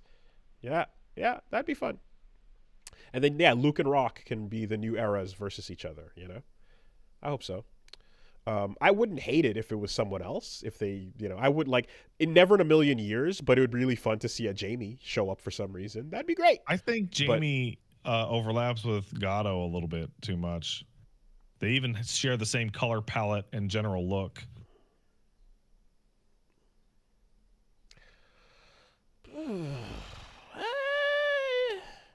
Gato's not breakdancing though. You know, and he doesn't, nor does he have that swagger. He's too angry. But in any case, I would say not the bigger threat is not Gato, it's Duck King. Duck King has not yet been announced, but if Duck King is in this, there's your breakdance fighter. So that's what's up. Anyways, yeah, I hope that this goes both ways. There was also, on that note, an announcement for the two characters in City of the Wolves, Garou. So we got to take a look at B. Janae, who has always been like, okay, she's a great character. She's awesome. She's a fun pirate girl. Great, just perfectly fits in with the world of Fatal Fury. Love her. Instant classic. And all of her Alt Falcon costumes as well are, you know, dead or alive ready. But she's always been striking because her kit has been incredible. For all the new characters in that game, she's always had such an insanely good and complete move list. Quarter circle plus button in all directions at all times does a different good thing. It's crazy, you know, like short, slow, fireball, she can lift Rock off the ground with her butt. Counter stance that goes into the smithers. Oh, is that what that is? Yeah, she does We're calling that the Smithers? She hits him with the Smithers, man. You see him go, oh, and get spun away. The booty popping. Here we've always been thinking of that B Janae is about life, but she might be a hometown girl as well. It's good. It's good. And then we got to take a look at the other new character, Vox Reaper. So, at what precise moment in that trailer did you know? Did I know? Did you catch on to what Vox Reaper is? I thought he was Freeman's boy. No. What is he? He's Grant. Look at his move list again. You see him do a little Shoryu type thing and land. Then later you see him do upwards into a dive kick. You see him do a big charging lunge with his head. And then the super hits and he does the kicks. And it's like, oh, that's fucking Grant. Oh, that's Grant. Okay. Yeah. No, okay. Yeah, I just saw the dash. Yeah. That knocked him over. Okay. Yeah, and then you Grant. see the little tattoo on his forehead, right? And you're like, what's going on with that? And on the super, he puts the half mask on. So the description says he's an assassin that tried to kill Kane years ago. He failed, but he was good enough that basically Grant took him in and raised him and taught him how to fight. So he's Grant's disciple. And Grant's dead, so this is who steps in afterwards as the young Grant, aka the body switch, the successor, the new character with the old moves. I mean, Fatal Fury and King of Fighters will do it. Mm-hmm. Street Fighter won't do it though. And so there's a new but old, right? Something old, something new kind of character coming. Looks cool. I like the extensions we're seeing with the air fucking drive rush shenanigans they got going on in that game. And most importantly, we've got a theme song that is now entering what I called fighting game trailer core, right? The trailer music for this and for KOF 15 and then Tekken 8's intro. So remember, all these theme songs with the vocals hitting on that J-rock, J-pop style, perfect, right? It's classic. You get them going back to how have we come so far, and why did we survive? I'd rather live my life through honest eyes. You got cross Tekken with that shit. The trailer core, baby. Fighting game trailer core is a thing. I love it. Yeah, we now have a full playlist of these tracks that SNK and Cross Tekken and shit are using. One could argue that it started with Indestructible. It did start with Indestructible. One could argue, right? The moment you pop in Street Fighter 4. It also started with Into Free for Dragon's Dogma, despite not being a fighting game. Oh, was that hitting that J-Rock anthem? Oh, vibe? Have you not even heard it? Oh, dude, Into the Dangan. Oh, I mean, I back in the day, but I don't remember it because I think I just heard it the initial time, Yeah.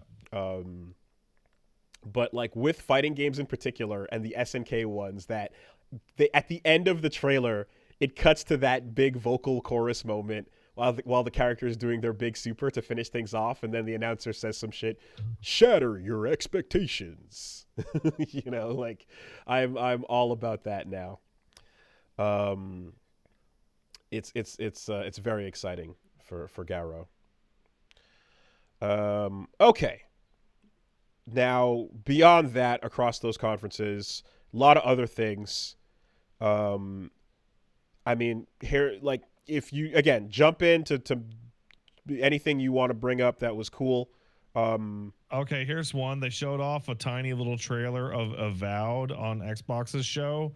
And then they put out a half-hour fucking footage while we were talking. Yeah, and I'm like, right? shouldn't you have got... We're back to, hey, why didn't you show this? There was no time. There was tons of time. Yeah, there's a little like 1 minute or so a bit there. I mean, I don't know if have you clicked through it? I've looked at stuff. It's mostly interview, so I'd have to actually listen to it. Okay. That Dragon Age trailer's really funny. So they showed off a trailer for Dragon Age about the Bethesda first person. No, Obsidian first person. Mm-hmm. Yes. Okay. Takes place in the Pillars setting. Oh, okay.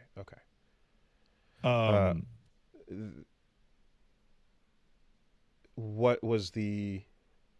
Never mind. It's okay. Go ahead. Okay, so Dragon Age is finally going to come out.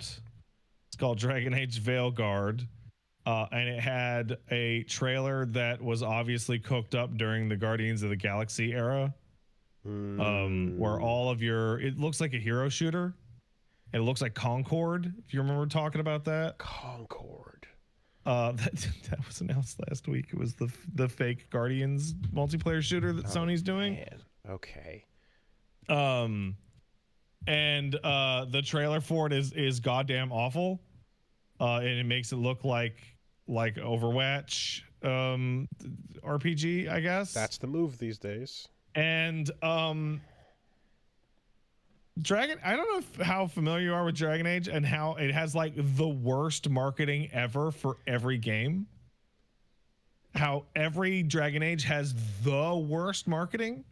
No, I mean I know I've heard much of the game and the things in it, but I haven't heard about the marketing campaigns. So Dragon Age 1, which is like a serious RPG that's like Baldur's Gate, was exclusively marketed to Marilyn Manson's "This Is the New Shit" music video. Okay. And like all the Dragon Age trailers were action scenes of the cutscenes with Marilyn Manson yelling over them. And it was fucking awful. And is the tone of Dragon Age not Marilyn Manson? No, it is not. Are you sure? And then Dragon Age 2, which was like Return to Shit Mountain, was an entire PR cycle of you hit the A button and something awesome happens. We want something awesome to happen every time you press a button, and it just looked like shit. Okay. And Inquisition was normal. It was like kind of normal, right? And then now we're back to the Marvel Overwatch trailer or whatever you would call it. And it's pretty disappointing. And then they showed off like 30 seconds of the game, and it doesn't look anything like that. It looks nothing like that at all. It looks like a regular ass RPG. What's the here? Let me try to grab this. Dragon's Age. Is the stream dying for anybody else? No, it's dying for us too. Don't worry about it. I froze also. Don't you worry about it, game. Oh shit. You seem to be back on my end. Yeah, I know. I'm back now. Okay. Don't worry about it. The Veilguard. Yeah, no. Yeah. You can watch like fucking 30 seconds in the middle of that trailer in the middle, and you'll know exactly what I'm talking about. Okay. Just dead ass. Okay. It's just a bunch of action shots of a bunch of heroes looking smug and cool, and then going, "I'm the necromancer." there are a million videos loading up right now, so yeah. Okay, I'm just gonna. That's fine. I'm just gonna send this to you. I'm maybe go faster. You have any feelings about Slitterhead? Looks like yeah, that game looks terrible. I'm super interested in it. So Silent Hill 1 director, right? And Gravity Rush looks really actiony. I wasn't I didn't expect that. Yeah, I didn't expect that from that pedigree introduction, but then Gravity Rush part of it is like, oh yeah, that kind of makes sense. And then a whole lot of Mind Jack and or Omicron body swapping, and now I'm just kind of going like, okay, when's the last time a game has done the body possession thing and it's like worked out really well? What has that ever has that landed? Never. Like there's games that Siren. Okay. Siren, which was also made by these guys. Oh, they did it too. But it wasn't body possession. It was just like the sightline. Okay. You're frozen again, so incoming. Yeah, don't worry about it. You'll drop, and then you'll. That's fine. Okay. Yeah. Ghost trick's good, but you possess objects there. Yeah. Okay. I guess like possession into action. More than. Yeah, Mario Odyssey does count. That is true. Yeah, but that game looks terrible. It looks really bad. And I'm super excited to play it. So yeah, I was gonna say like does the Silent Hill 1 and Gravity Rush pedigree, how does that I don't know how Siren went, but Siren's great, but it's also kind of awful. So like, yeah. Bad. Yeah. Positive brackets. Yeah. Yeah. Okay. That's November 8th. Then there was what else was there's a bunch of stuff. The Power Rangers Rita's Rewind. Oh, that's cool. Yeah, side-scrolling retro beat 'em up, but like I was like, okay, that's cool. It's a retro beat 'em up. We'll see. These can be good or bad. It depends on whether the person who's making the beat 'em up part understands what makes those games fun or not. It can just be like bland and terrible, or it can be awesome, like River City Girls style. With a lot of variety to what you're doing. And then it shows you like, oh, there's like a racing mini game, and then there's a piloting the Megazord mini game, and like a couple other things going on. They're like, all right, no, that looks pretty fun. Looks like a good 4-player romp that's gonna have a couple of different modes in it. If piloting the Megazord is gonna actually involve like all four players doing their job, though, that would be fucking great. That'd be cool, but it won't. That's complicated. I guess we will just continue hearing about Killer Bean for the rest of our lives. There he goes. All right, time to reopen Discord and just roll right through. No problem. Any minute now.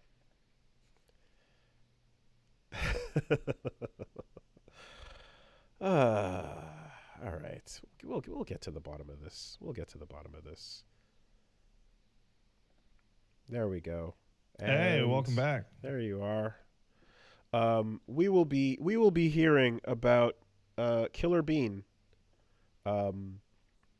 Just indefinitely. Like that thing's. Have you watched Killer Bean? I haven't, but you should. Like it's wild that it just every once in a while they're like, "Hey, remember that shit? Yeah, we're still doing things." I had a friend of mine who was like, "Bro, you got to watch Killer Bean." I'm like, "Okay," and then we watched Killer Bean. I'm like, "This was a Veggie Tales, weirdly competent action movie considering the subject material." Yeah, that's basically what I've put in. And like everyone is like, "No, it's super hype though," and I believe it. I mean, the fact that we're getting new Killer Bean shit. It's really weird that like the guy who made Killer Bean was like, "Yeah, I blew through me and my wife's savings, and we're going to be destitute." But my wife believed in me and believed in Killer Bean, and I guess he was right. So okay, the VeggieTales era never left. There was an announcement for a Pal World update with a new zone, Sakurajima, and new pals coming to the game and a bunch of new content. And the game is still in early access, by the way. Yeah, no, they're trucking. They're trucking, man. DLC content has been announced for an early access game that has yet to officially release. Just give them the money. What? Just give it to them. Yeah, that's insane. That's completely nuts. It looks good too. That's the craziest part. Yeah, it's a whole bunch of new shit. But it's just like, is this going to be a case where the entire life cycle of the game will be spent without them going to 1.0? You know? Yeah. Who needs 1.0? Okay, well, I mean, I did fall off. If anything, they're going to go back in version numbers. Get to version 0.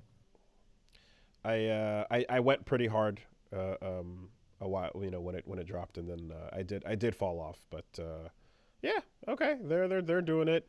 There was some new dredge content announced as well.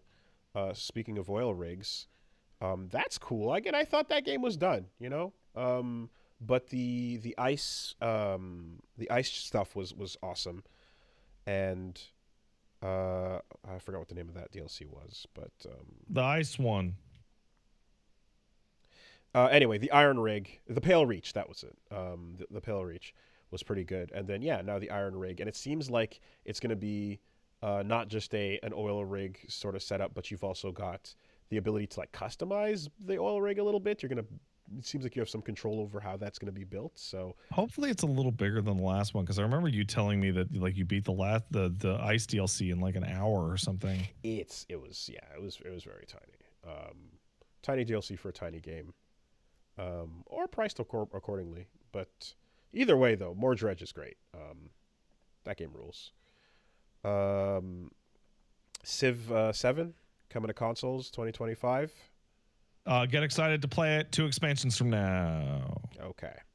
That's how Civ games work. Ignore the initial release. It until the first expansion comes out, at least. Also, most people still just play Civ 5. Oh, it's one of those situations. Okay. You peaked and then just, all right. Dragon Ball Sparking Zero. More characters. I'm surprised that they don't have the words Tenkaichi in the title somewhere. Yeah. But I guess it's been a long time. Like, there's probably a new enough audience of people that don't really need to hear that word. Like, it might not carry... It carries for people listening to this, but if you're one of the newer fans, like, it might, perhaps they don't need to... But yeah, it's all the chapters, all the things you're playing through the episodes, and like they do with all these games, because there's only so much you could possibly do. Is like, what if Vegeta and Trunks were the ones who beat Cell? Whoa, here's the cutscene, I guess. Sparking is the Japanese title. Okay, so I mean, then they're just not localizing it to Tenkaichi then, because like the promotional material in English has been called Sparking, right? Gotcha. Yeah, I mean, kind of. I do remember the like one of the most impressive things from early on was when the despite like me not meshing with the gameplay at all, the story mode stuff did have you essentially playing through episodes of the show. So a lot of that is doing what it has. And when the action's flying through mountains and fighting and shit's going on, you're having a very clear like play through an episode of Dragon Ball experience. And if that's your primary goal, then yeah, it's going to be good for that. We saw some footage of Mecha Break, which looks good, looks cool. That is just. I want to touch the robots. Robot porn. It's very pure and clear. That's what they're showing off. Every time they reveal a new robot, they do so inside of a hangar with steam and like lots of little parts getting put on, and that's good. That's what you need to see. I saw someone say somewhere that they have the Xenogears mecha designer on Junya Ishigaki and Takayuki Yanase. So Metal Gear, Gundam Armored Core, and Xenogears, Xenosaga, and I like those robots. Xenoblade Chronicles as well. So a lot of that design aesthetic coming into these. Yeah, man. If you're just if you like the fucking robot doing the thing, that's what you're getting here. And like, there are no humans or words or anything to be seen or heard in those trailers. It's just robots doing cool shit. Fucking robot. What's going on, man? Alan Wake 2 Night Springs DLC. Yeah, this is great. Literally out right now. Is this where the control? Answer. Finish your question instead of just going. What does that mean? Control lady shows up in the trailer. Yeah, she shows up. Yeah. Does that imply big or imply small? Is there a? What the fuck are you saying? has there been previous massive control reference directly in Alan Wake-ish stuff? Absolutely. Okay, all right. There's characters from the Federal Bureau of Control as main characters in the game's story. Okay, but not her directly. No. That's all I'm trying to figure out. Yeah. Okay. Cool. Sick. They've. I guess this is the most direct thing to her as opposed to the linking of other things. Cool. All right. Also, the shit that happens in Night Springs isn't real. Okay. I mean, it is real in that it did happen, but it didn't happen anymore.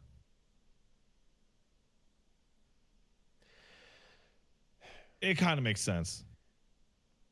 I am asking a question about the announcement. I haven't played the game. I am trying to engage with the story before we move on to the next one. If I play the game, I will get these answers. Moving on. Yeah, probably. Among Us animated series and Outer Sloth. Sure. Big old list of actors and names and stuff. And then Inner Sloth as well gonna publish some stuff. That's cool. Yeah, like I like the idea of a small studio that like gets the ability to like publish stuff that they think is cool and deserves some outreach is great. I like when Harada's like, yo, Guilty Gear's awesome. We're going to help publish that in territories where people don't have Guilty Gear. But there's things where it's like, okay, Team 17, they're not all hits, but, you know, Dredge is great. And they made Worms, but then there's some other stuff in there that was like, eh.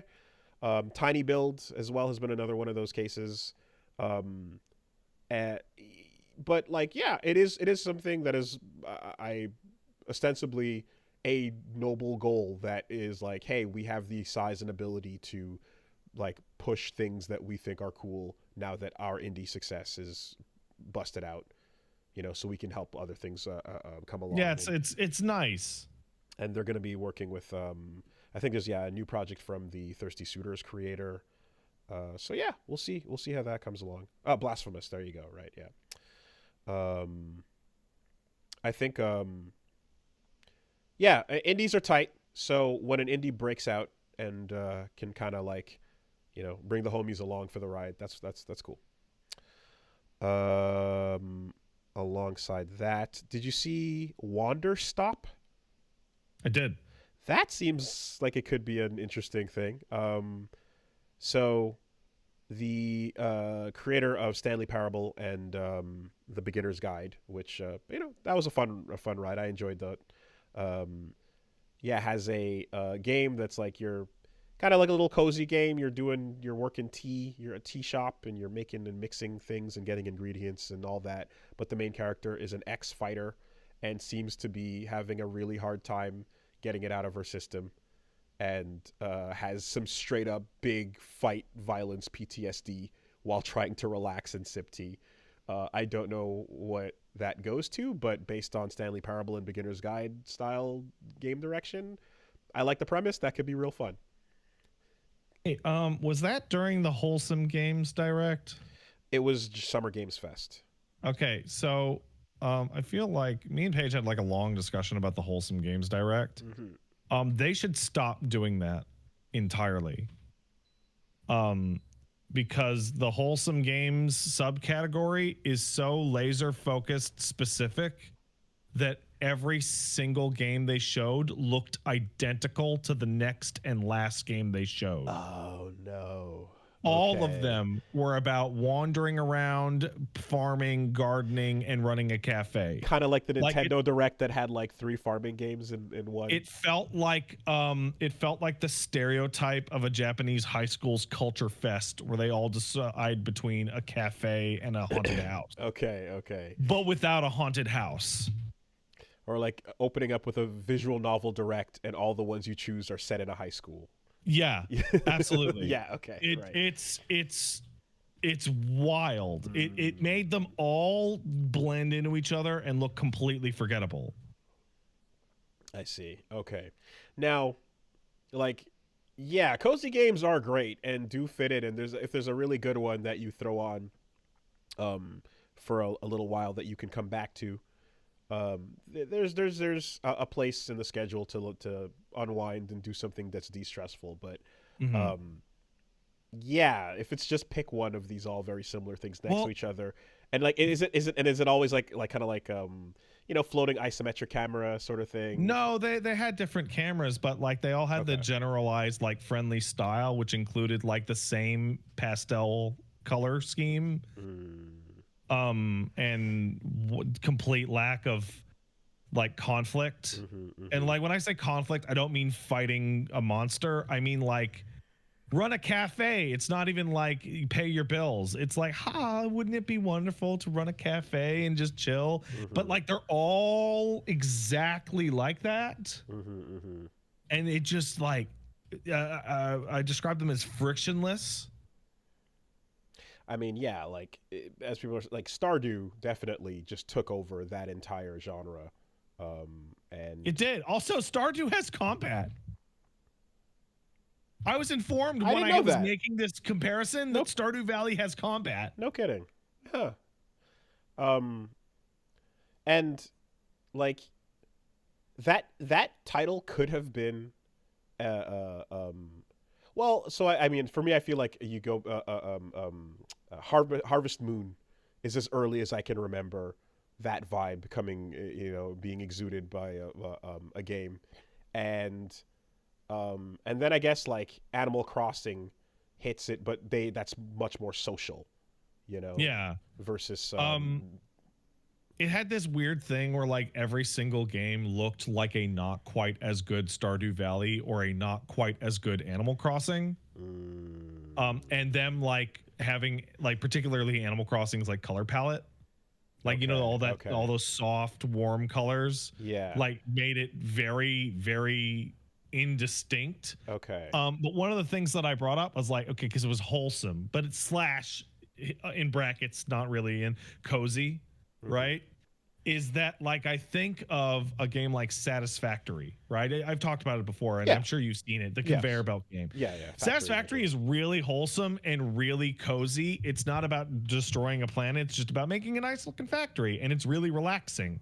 But it doesn't fit within the predefined aesthetic of the wholesome game direct. And so there was nothing like that at all. It just that thing seems like a bad idea to show those games off. Like when you saw the Latin American Games Direct that was right afterwards, Mm, you saw Argentina.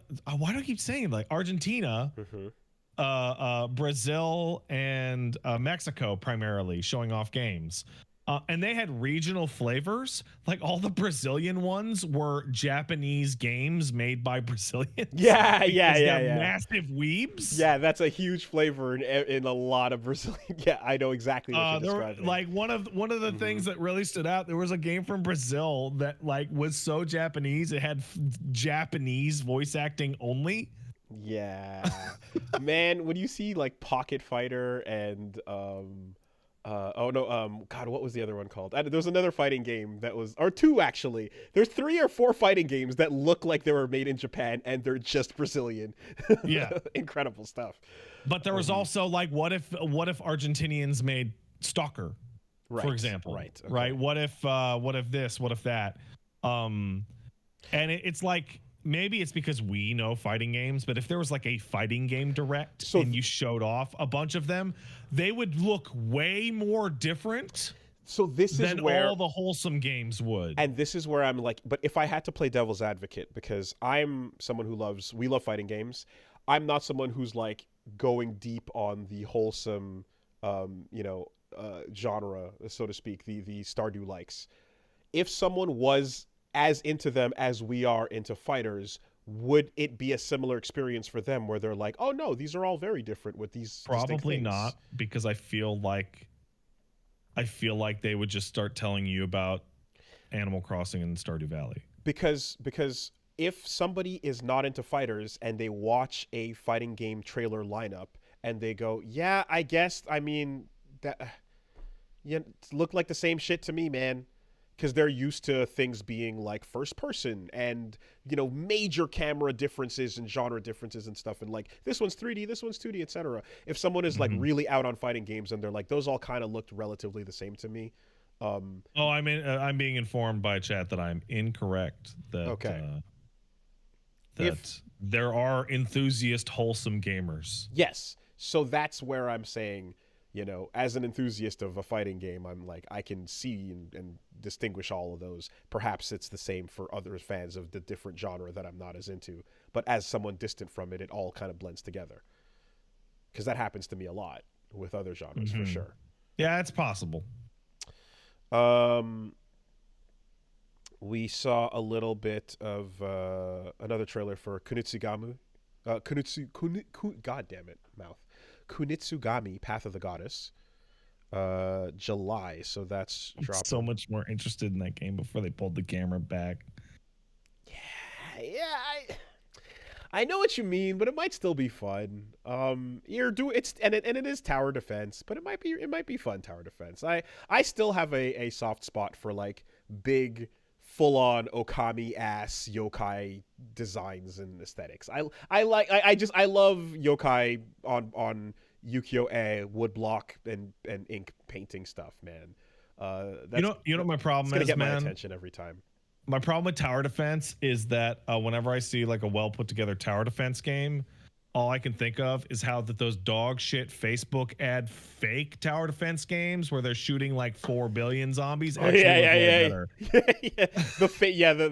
one girl jiggling, that the game that Nikkei actually is, that these stupid fake games aren't. And then she calls it an orbital strike, and then you see 1 billion zombies blow up, and then the actual game is fucking block clearer. Yeah. Like the idea, like, you know, Kunitsu, the Capcom game that we're talking about has like, you know, lanes and monsters are coming in and they're all cool designed and all that. And I'm like, I don't care about that. I want a unit cap level of Zerglings attacking Terran bunkers. Like, based on the ads alone, if you had to ask me what kind of game Homescapes is, or Gardenscapes, I swear it would be like 8 genres. Oh, that's like a platformer. It's a puzzle platform. No, wait, it's the one where you have to clear. It's a puzzle game. No, it's a SimCity-like. There might have even been a first-person ad. No, it's a one where you have. It's a story game where you pick decisions in a dialogue tree. It's a visual novel, actually. It's fucking Match 3. It's just horseshit. Anyway. Yeah, I hope this is fun tower defense. That was something that I, for the most part, kind of was like, yeah, I played tower defense games. There's a couple. I think there's like a Flash game or two from the Newgrounds era that I fucked around with. And then what was the one? There was one that was like I think it was like the whole design was like you were like literally playing this on like a school desk, and you had to put like erasers and pencils in the way. Okay, well, anyway, yeah, we'll see how that goes. There was also Phantom Blade Zero from S Game. If you want, that looks better than the last time they showed it. Unfortunately it's starting to blend together with the other Ancient China and Ancient Japan trailers that we saw for what was the no, there was another, oh man, I can't, they're starting to blend together a little bit. I started to like lose my mind. I was laughing so hard at like one of the aspects of watching these trailers where the subtitles would the closed captioning rather for a lot of these events would flip-flop between describing something as Japanese style music and Japanese music, and it seemed totally random, and for whatever reason I thought that was the funniest fucking thing in the world, because it's for people who are completely deaf, but they're making a distinction between the style and the origin, and right. How the fuck this is aping it, and this is sounding like it versus this. But do you know the guy who wrote the closed captioning? Do you know? And just like the idea, like at one point the phrase dramatic Chinese music came in on closed captioning. It's just like, I don't know. Yeah, so there are quite a few of these games on the way. This is one of the more high octane ones. Um, but then last time we saw the one that had the um, oh my god, it wasn't the game show. You know what? I'm not gonna play this game. Never mind. We just it's do it. but Move on. looks cool. Looks cool. There was some Games that we don't talk about don't matter. That's how it works here. There was some cool doing the sword fight boss high octane moments, and combat looks like you can do some cool things. We'll see how that goes. Because I'm gonna be like, okay, this is the one where you're in all black and you've got the like curved rice hat, and you can do you get the revengeance camera angle at a couple points. But then the other one was the one that had like Elden Ring hang time, and it ends on the yin yang moment. I've been informed that they showed off Yasuke gameplay today in Assassin's Creed Shadows, and that when he fights, there is a hip hop soundtrack only for him.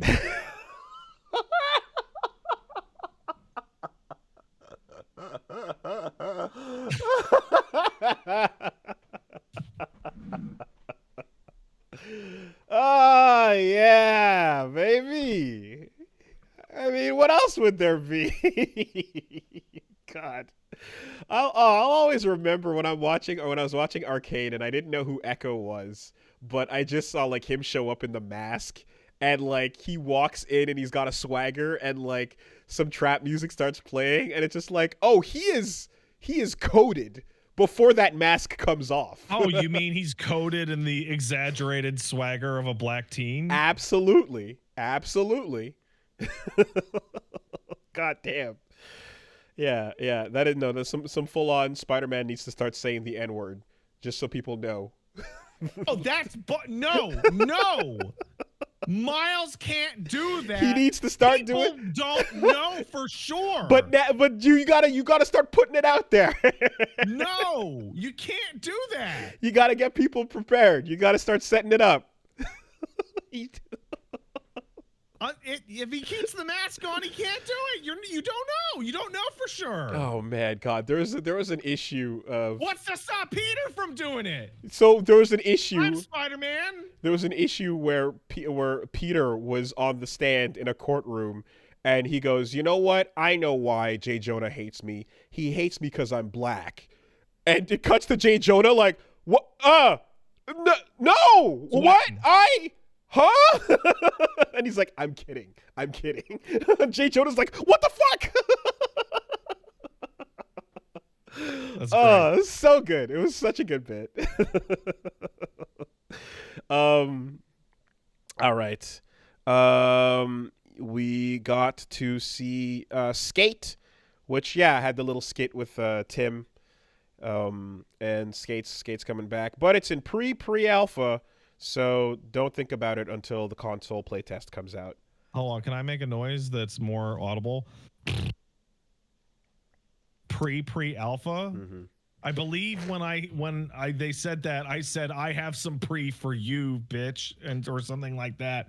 What a bunch of nonsense fucking words. I appreciate Skate when like you have Tony Hawk as the high fun crazy soundtrack awesome game franchise, and then Skate's the more like street level simulator, grind, chalk the and wax the block type shit. You're playing a guy, you're playing a 2 foot tall Oompa Loompa running around behind skateboarders with your fisheye lens at the skate level. However, in the time since then, we've had games like Skate Burb and Skate Story, and hell, even parts of Thirsty Suitors where you skate around and do some grinding and shit. And the Skate's place in this world is not as important as it once was. It's not. Because, there were 2, but now there are many. They should, somebody in the chat lasered in on the fact that Skate 4 was announced before the pandemic started. And we just haven't heard anything. That's a while ago. And I feel like it's time to have another conversation of how long is too long to keep your game in development after you announced it. Yeah. Okay. I think we can all agree that it's 5.5 years with nothing is too long. And especially if you are on the tails of a Kickstarter promise, right? Yeah. So yeah, I think we can open up the conversation a little bit, right? I think it's safe to say that Silksong has burned a lot of goodwill with its fan base at this point, and it sucks because what comes from an abundance of good and earnestness to deliver more game than anyone asks for, like way over delivered for Hollow Knight, way over delivered with such an affordable price for the amount you give, we actually start to see, I think, a flaw in like approaching games this way, where like I can think of times when back in the my college days, like I remember some incredibly talented artists that I knew and worked with that were so good, but so tortured by never being able to put it out because the perfectionism and the desire to just add a little more, to over-render, to start from scratch, to just get it fucking perfect meant that every time you saw something they put out, it was unbelievable, but they were prisoners in their own heads in their ability to create and output something. And producers do fulfill an important role in a modern day art piece, which is, I don't care, ship it. It's good enough. Yeah. Now, depending on the state of where your game comes from, whether the crowdfunding is involved or not, and so on, changes whether you have obligations to communicate with people and keep them up to date on where you're at, what's going on, and if you are off track or on track.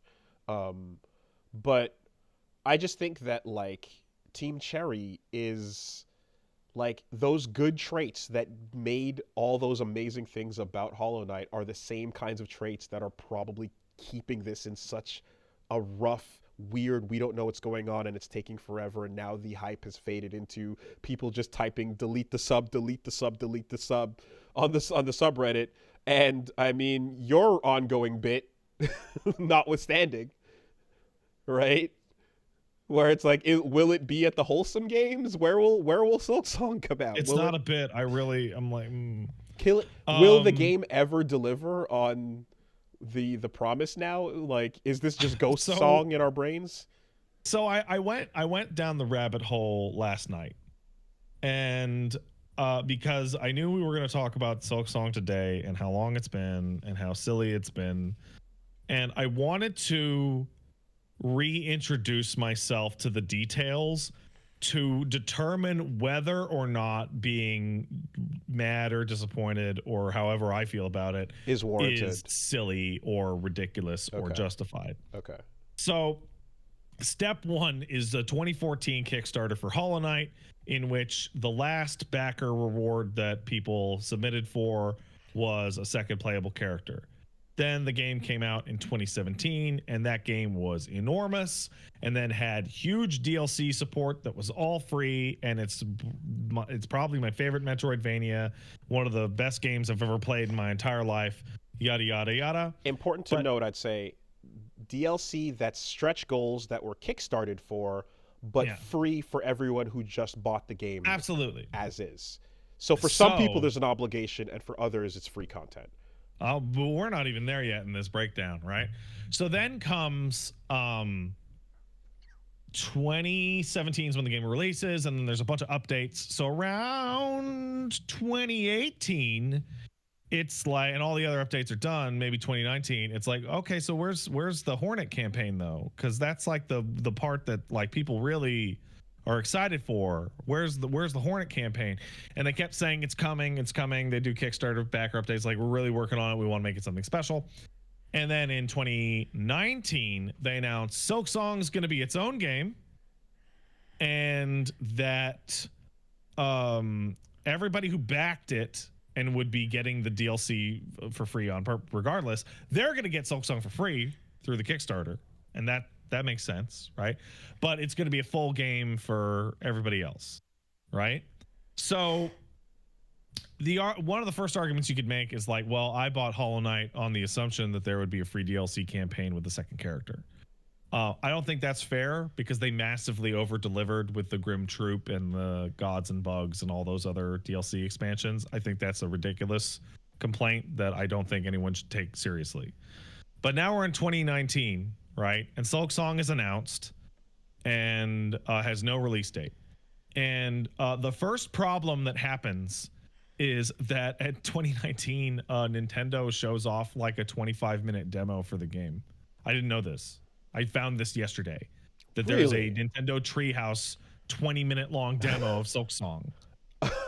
Neither did I. Holy shit. Okay. Yeah, 5 years ago. Okay.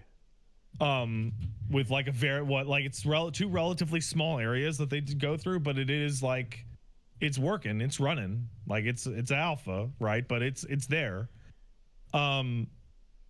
This is then followed by coming soon, right? And then that is followed by 2020 is coming soon. This is followed by 2021 where it's coming soon. This is followed by 2022, which is coming soon. And here and there's a screenshot or like it goes up on the store page, but there's like nothing. And then Microsoft shows off Silksong in June of 2022 at their indie presentation or whatever it was.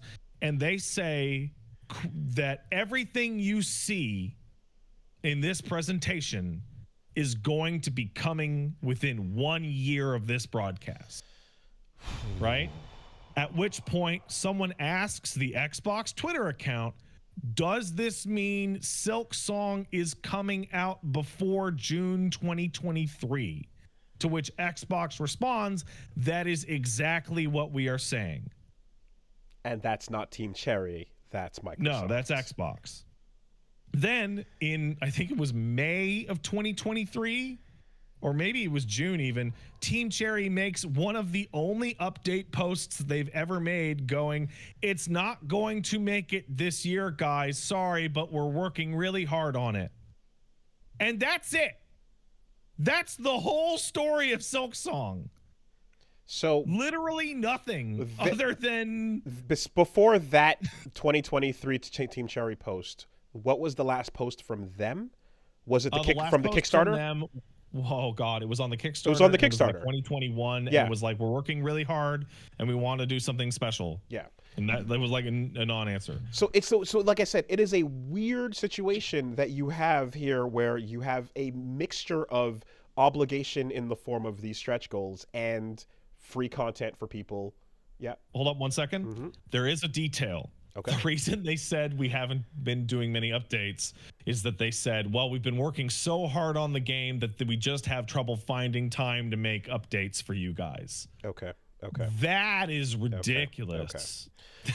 So that is ridiculous. I mean, when there are things that happen where like you have to literally, hey, we have to migrate our entire engine off of Unity or something. That could be happening. That could be happening right now. But those are things where, like, when communicated, it's like, okay, you understand this is a massive overhaul that is just like you're losing progress. It's not about like wherever you were at and then getting stalled out, right? Like if they came out right now and said, hey, because of the Unity nonsense, we are porting the whole game over into a new engine that we are kind of unfamiliar with, so we have technical debt and we're working on it, but we'll keep you updated. Here is one screenshot. Yeah. And people so would be fine. And then what also an issue that happens here is that, like, you know, in some cases when like let's say Peter Molyneux makes some kind of announcement of some kind, what's your first response? Right? That's not real. That's a lie. Let's wait to hear what perhaps happens closer to the actual release or so, but at least the first or second thing you're going to hear is just not real, right? So apparently the game has had a projected release date of nearly every quarter in 2022 and nearly every quarter in 2023 and nearly every quarter in 2024, and they just keep pushing it. And I think the problem is that if they say something, like, they genuinely do believe that that's the target they're going to hit, and are finding themselves like, it's not like, oh, we're just gonna lie and say it's this and then we know it's forever.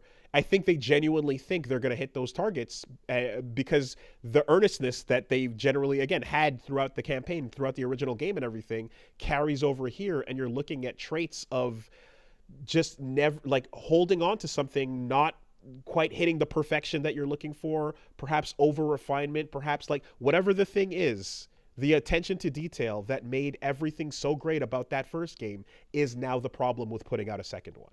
Right? I think these are the same traits on display in two contexts, but one where you have expectation and anticipation and obligations turns it into a negative when you're communicating. And even if you believe in the thing you're saying, people go, but I know you're lying to me now, because the thing you're saying, like, even if you think you're close to that, if it doesn't come true, then what's the difference than if you were to just lie outright from the jump, you know? I think that they're trapped by having never given it a date.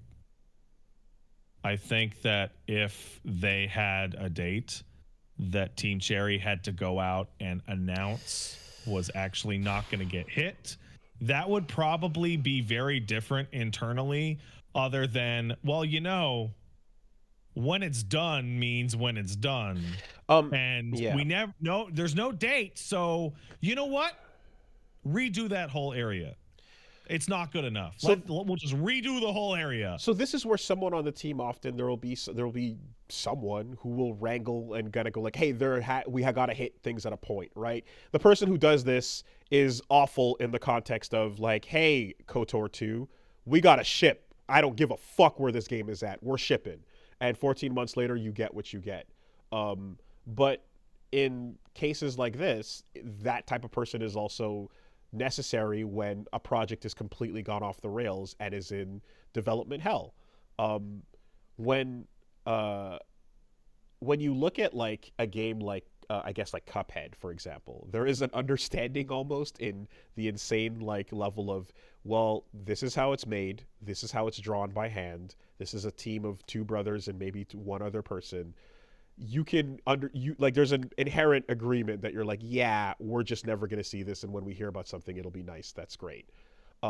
Everything about Silksong has been this went from being one playable extra character to being feature creep. A game that's supposed to be twice as big as Hollow Knight. Feature creep and bloat in good ways, because they make good things, but it's, yeah, they do. They make great stuff. They make great things, but it's always bigger than anyone asked for and bigger than anyone expected.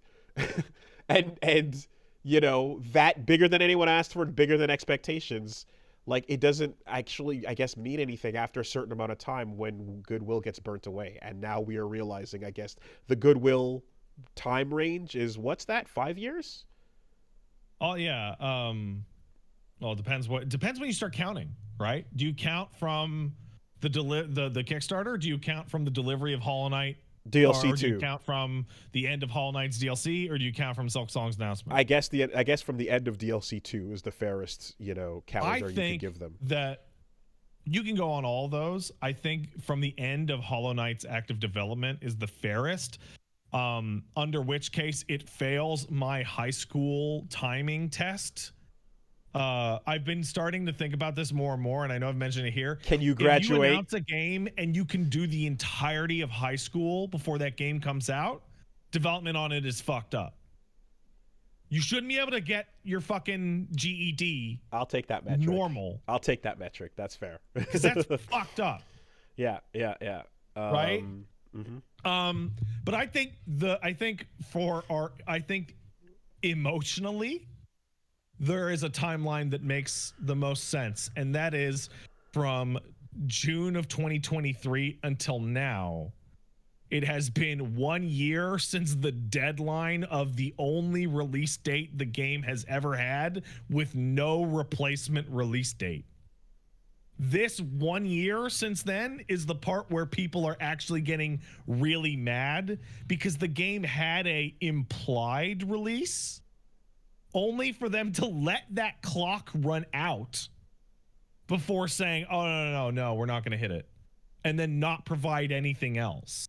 right? If that Microsoft show came out and said everything's coming out this year, and within a month, Team Cherry was like, we are not coming out by June 2023, then people wouldn't have been like every show of 2023 going, oh, this is going to be, they announced Silksong and it's only got 2 more months to come out. Which then led to, oh, well, it could be any, and they're going to shadow drop it because Hi-Fi Rush is now, and they're partnered with Game Pass, so now everyone's going to think they're going to shadow drop it. So then they're not. So then here's the question, right? Ultimately, is you have nothing but bad news for the fans of the game when it comes to announcements, but it's up to you to choose how to communicate them and how frequently, right? You're never going to say anything people want to hear. What is the best way? What is the best balance between, absolute radio silence, you'll get it when you get it, we're putting our heads down and working on it philosophy, versus constant communication, but ultimately every time you communicate, it's to say that it's sorry, it's not coming yet. I think that the time for that question is 4 years past. I think what needs to happen now is they need to explain what's taken so goddamn long. Just like we switched engines and we literally we switched engines and we wanted the game to be really big and 4 new screenshots. And we're going to try and get it out by this year, but we're not sure. How long would that take to actually say? Like 15 minutes to get the screenshots? Yeah, it's a philosophy you're looking at. You're probably looking at someone. You're probably looking at Team Cherry's, like, their design philosophy is probably to minimize communication and just deliver whenever they deliver. And I think so the Deltarune blog posts are a pretty good. So directly applicable too. That's a really good alternative version of events here. Hey, what's going on? Oh, we hired a couple new people and work on chapter 3 is going really well, and we just started the planning for chapter 4. I am used to making games. We're done for a year. We're done for like a year on that. I'm used to making games on my own with just a few other people, like Temmie's there and we just keep it. But now this has gotten big in scope and size. I got to work with a lot of other people. In fact, not only is this going to take some time, but we're hiring. If you have a CV and you want to work, send it over. This means also, things are going to take a while. Picture of a dog. Done. Yes, 100%. Just a very honest, thing. And of course, Deltarune gets to operate in the space of no obligations because it's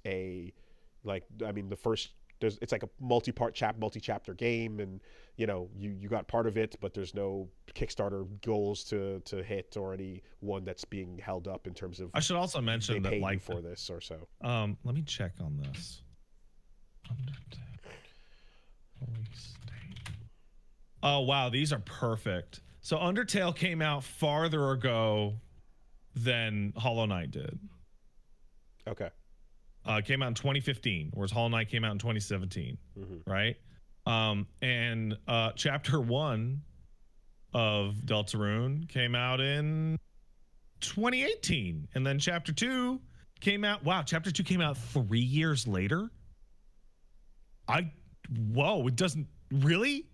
Holy shit. Okay, so yeah, things happened. Took a minute.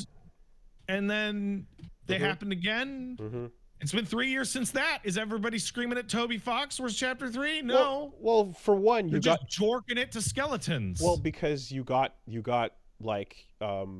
Silksong Act 1 out, and people got to touch it and go, "Oh shit! I was not expecting this at all. This is cool. Wow, hey, fun, new game." Chapter 1, okay, cool. We'll see where this goes. Also, people are mentioning the pandemic. But just the thought, the time between Undertale and the next Undertale thing was not filled with anyone expecting there to be an Undertale 2. Yeah, absolutely. How many people is Team Cherry? Is it 3 people? No idea, but I think it's 3 people. So actually, another pseudo MDHR situation then, another super minimal team. Sitch would make perfect sense here. It's 3? People are saying it's 3 people. Okay. I don't think the pandemic affects teams of 3 people, 2 of which are family members. Oh my I god. don't think that actually affects If that's it at all. That's actually exactly the Cuphead studio then. Like it's the brothers and then I think one of their wives was like on like I think literally that was the Yeah. Hire more Well, people with okay, they're in with what Australia. Okay. Just say they got attacked by a fucking animal or some shit. Like, Hire more help with what money? with what money? With yeah. just say that the drop bears stole the code. Yeah. So that's it.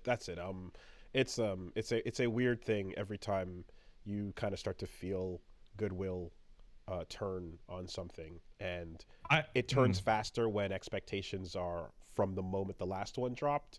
It turns faster when there are Kickstarters involved, and it turns even faster when you do not communicate. And this has all three of those boxes checked. I think that so the hire more people thing, I think, is actually kind of silly because that assumes the issue with Silksong is labor. I have heard and talked to many people making a lot of games, and Woolie, you have heard and talked to way more people making way more games. And the gut feeling that I have on this game is that a version of it has been more or less done for like years and years. Oh, yeah. The version that's not twice as big as Hollow Knight has been done for a long time.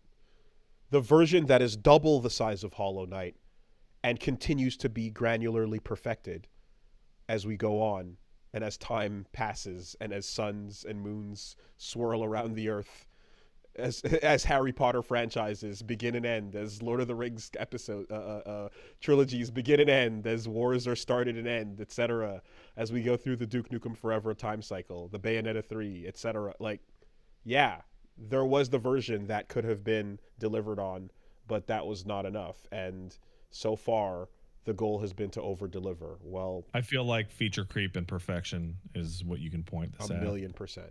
And I think they're running into a second problem. And the second problem is people who aren't way into it.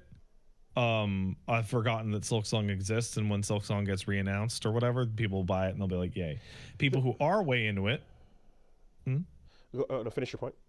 People who are way into Silksong and or Hollow Knight and have been following it as such and have the gut feeling of like, well, they must be fine-tuning it to be perfect, means the expectation is that when it does come out, it'll be perfect. An expectation. And now they are making a game with people's expectation that it is going to be perfect. Fuck. Yandere Simulator. Oh, God. There is one X factor here, and that is when you're talking about a team size of that small, this is not so dissimilar from like a mangaka also getting sick or internally losing the spirit or the drive or something going wrong with them in a way that affects their ability to further progress into the game and such on a personal level when things happen, and someone getting into a health or any other circumstance in a, whether you're talking about the Hunter x Hunter creator or Inoue or any of that, things like that can affect a game where it'll stop production to a crawl if one person is the person that this whole thing is hinging on. They're the linchpin. Right. And there could be issues happening that they're not going to be public about that are affecting production as well. That's totally possible. A larger team would compensate for and move around responsibilities, but here you can't really do that. I think they would, if that was the case, I think they would be totally in the clear under one small condition, and that's that this was a standalone announcement that was not technically tied to the Kickstarter. This game is still technically a way out of date backer reward. Yep. So as a result, I mean, I looked over the tiers. There are some people that paid like 1,200 Australian dollars or, you know, $1,000 to back Hollow Knight. Yo, that was like, give them their fucking give those people their Silksong update. Imagine my surprise playing Hollow Knight, walking into that tomb and seeing zoo bugs. We did not do that. That was not us. We didn't put Zubaz in the game. That's the funniest one ever, by the way. That was somebody else. And I'm like, what? Yeah. And thus begins the Zubaz Everywhere system, you know? That's when we knew it had left our hands, that it had gone too far. Incredible. So yeah. No, that's exactly it. Is take the PR guy you've hired and have him announce that the Sun has commanded that this game not be released. I would like to. So I don't want to put too close a point on it, because I'm sure this guy is really nice, right? But I have found, or rather, I've been linked to the PR and marketing publishing person for Hollow Knight Silksong. His name is Matthew Griffin. Okay. He's got 40K followers on Twitter. Okay. He is, hilariously enough, also the marketing and publishing guy for Crowsworn, the game that looks just like Hollow Knight. The other Hollow Knight at home. Oh, really? Yeah, like, it's really funny. And I think there was a comment at some point where Silksong will definitely come out before Crowsworn. Man, that feeling is so weird when it's like, yo, look at fucking Stellar Blade. Look at this Nier Automata shit. Can you believe how they're cribbing off the notes of Nier Automata? Wait, that's the same music composer? Wait, they're actually linked in a much more direct way than you thought? Whoa. Oh, should I not have named that guy? It's on his public Twitter. I didn't realize that was a... What? I saw folks in the chat saying that I should not have used his name, but his name is right there on my screen and on his Twitter that I follow. Is that where he tweets the stuff from? Yeah, it's his 40K Twitter following. So what the fuck are people talking about? I don't know. I don't... But I look at this and... I'm like, he's the marketing director, marketing and publishing guy for Hollow Knight, Silksong, and Crowsworn, 2 games that are not coming out and don't have any marketing. So what are you doing? Is Crowsworn not coming out? It's just like Silksong in that it has no dates. And no previews and no nothing. Okay, but it was announced a lot. But it's newer. It's newer, so it's got a little more leeway on the track before we make those claims. I don't think we have to put it straight under that's not real. It's never coming out territory. But why? What do you market it? Okay. Give me a screenshot. Yeah. This and now we fall back into Pat's metrics for that game's real and not coming out being much more aggressive than Oh, absolutely. Here's the thing, though. To the children in the audience, I was following video games when Duke Nukem Forever was happening. Sure. And much to my chagrin, that game actually did come out. I think a lot of things get delayed again in earnest, and when things go wrong, and you will eventually see it, and it might be a shadow of itself, but there's always that possibility.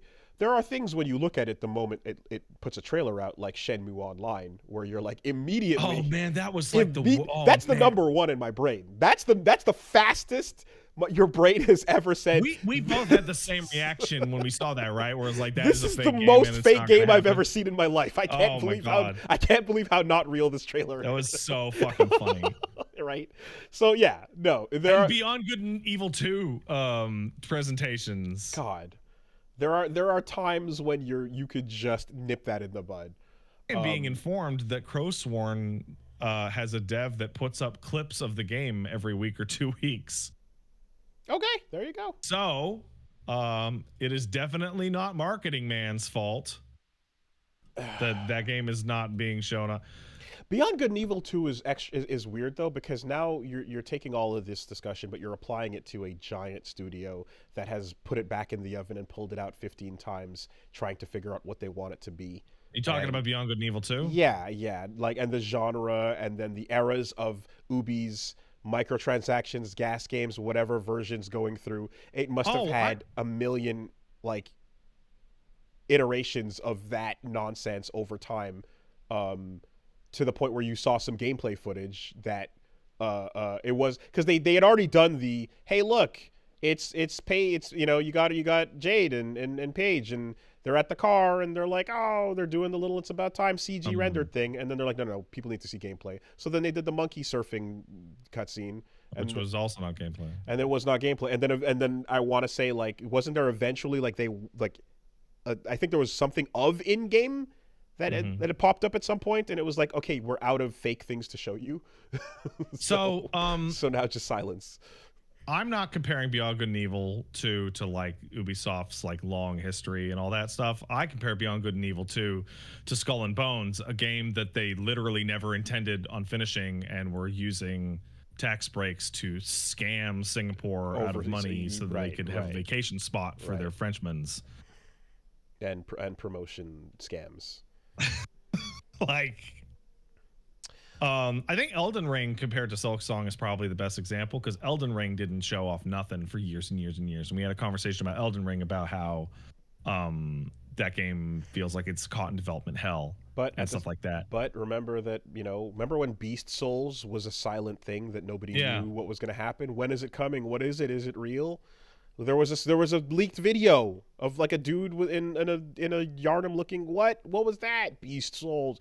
Yeah, but FromSoft also again has the benefit of like the only announcement for an expectation for future projects is fan hype that they're going to keep making games, right? It's not attached to a publicly crowdfunded you owe us thing. I think Silksong is in a slight degree at the mercy of the history of video game expectations. And what I mean by that is that I can think of 2 games that took way too long to develop that did not have enough of the game being shown off. One was Cyberpunk 2077 and the other was Elden Ring. And my expectation from a long history of playing games has been, if a game takes more than 6 years to come out, it's either going to launch like a busted pile of shit or be wildly beyond my expectations.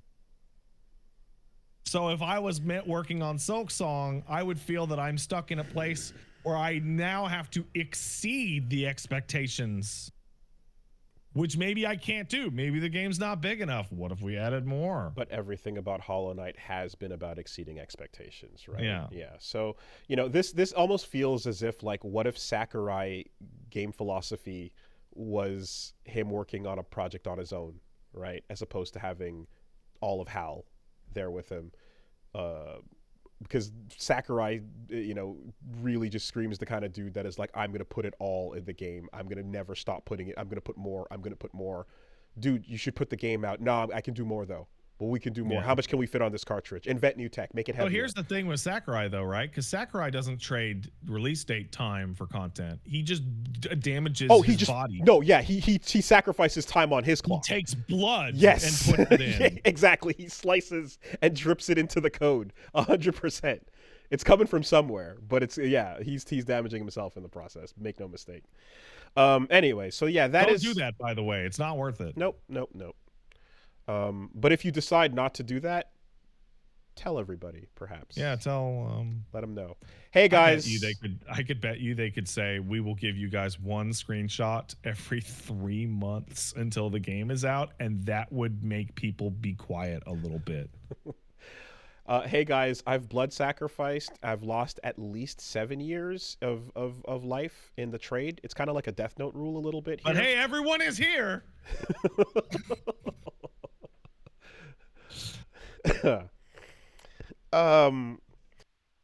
Hey, I gotta take a quick break. BRB.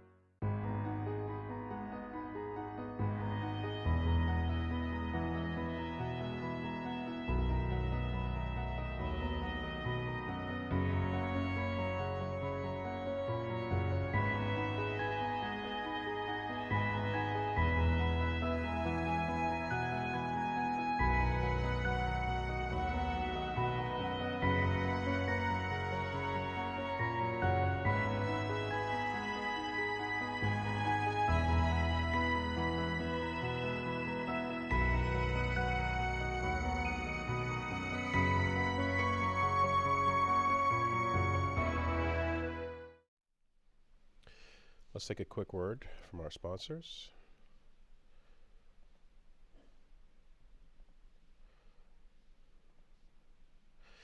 This week, the podcast is sponsored by Shopify. Cha-ching is the sound of a sale on Shopify. And yeah, for those who don't know, Shopify is the global commerce platform that helps you sell whatever you're trying to sell at every age and stage of your business. When we started podcasting, YouTube, video game stuff, we definitely were like, okay, we can do the talking into microphone parts. The gameplay, can't do that too well, but it's fine. We'll figure it out. But when it came to the t-shirt part, that was confusing. Didn't know how to do anything about that. Didn't know how to get it made, much less how to get it to somebody. And that's exactly where Shopify comes in handy and has come in handy. They are basically the perfect platform for launching your online shop and getting whatever you are trying to sell out to your first customers. And as you grow and as your business grows, they grow with you, and it's perfect for tracking all the metrics you need and giving you all the in-person POS system options that you're looking for as you grow till you eventually hit that 1 million sales or more. So yeah, it's perfect for people just starting out. It's perfect for people that are established with it. They've got a 36% better than average converting checkout compared to other leading commerce platforms. And they've got the support that is award-winning for your success every step of the way. They're powering 10% of all e-commerce in the U.S., including brands like Allbirds, Rothy's, Brooklinen, and millions of other entrepreneurs of every size across 175 countries. So yeah, no matter what size your business is, check it out. Sign up for a $1 per month trial period at shopify.com/superbeast, all lowercase. Go to shopify.com/superbeast now to grow your business no matter what stage you're in. Shopify.com/superbeast. Thank you, Shopify. Thanks, Shopify. And this week, the podcast is sponsored by Factor. That is no prep, no mess meals that you can get delivered straight to you as we are entering the summer. Yeah, you can try to figure out what your wellness goals are. You can try to figure out how to eat better. I know I'm kind of doing that a little bit. I'm taking the opportunity with some warmer weather to get my walk on, to get my sweat on more frequently. I'm trying to, like, I've gotten past the point of like, okay, you lost a lot of weight. Now maintain that shit, idiot. Now hold on to that. Hard. It's hard. It's the hardest thing ever, especially after you've already done it. I don't want to have to think too much about that. So yeah, if something like a Factor can come along and keep it simple, then all the better. Especially if it does taste good. So if you're going for a calorie smart approach, which I'm currently doing, or if you're going for protein plus or keto, if you're going for all kinds of dietary options, they've got you covered. And every meal is delivered fresh, never frozen, and they're dietitian approved and ready to eat in just 2 minutes. So yeah, no matter how busy you are, you'll always have time to enjoy nutritious and good tasting food. You've got the choices of 35 different meals and more than 60 add-ons to choose from every week. So there's always new flavors to explore. And like we said, you know, you're getting these are dietitian approved, healthy, and good tasting options for you, covering breakfast to dessert, restaurant quality meals, whatever you are looking for.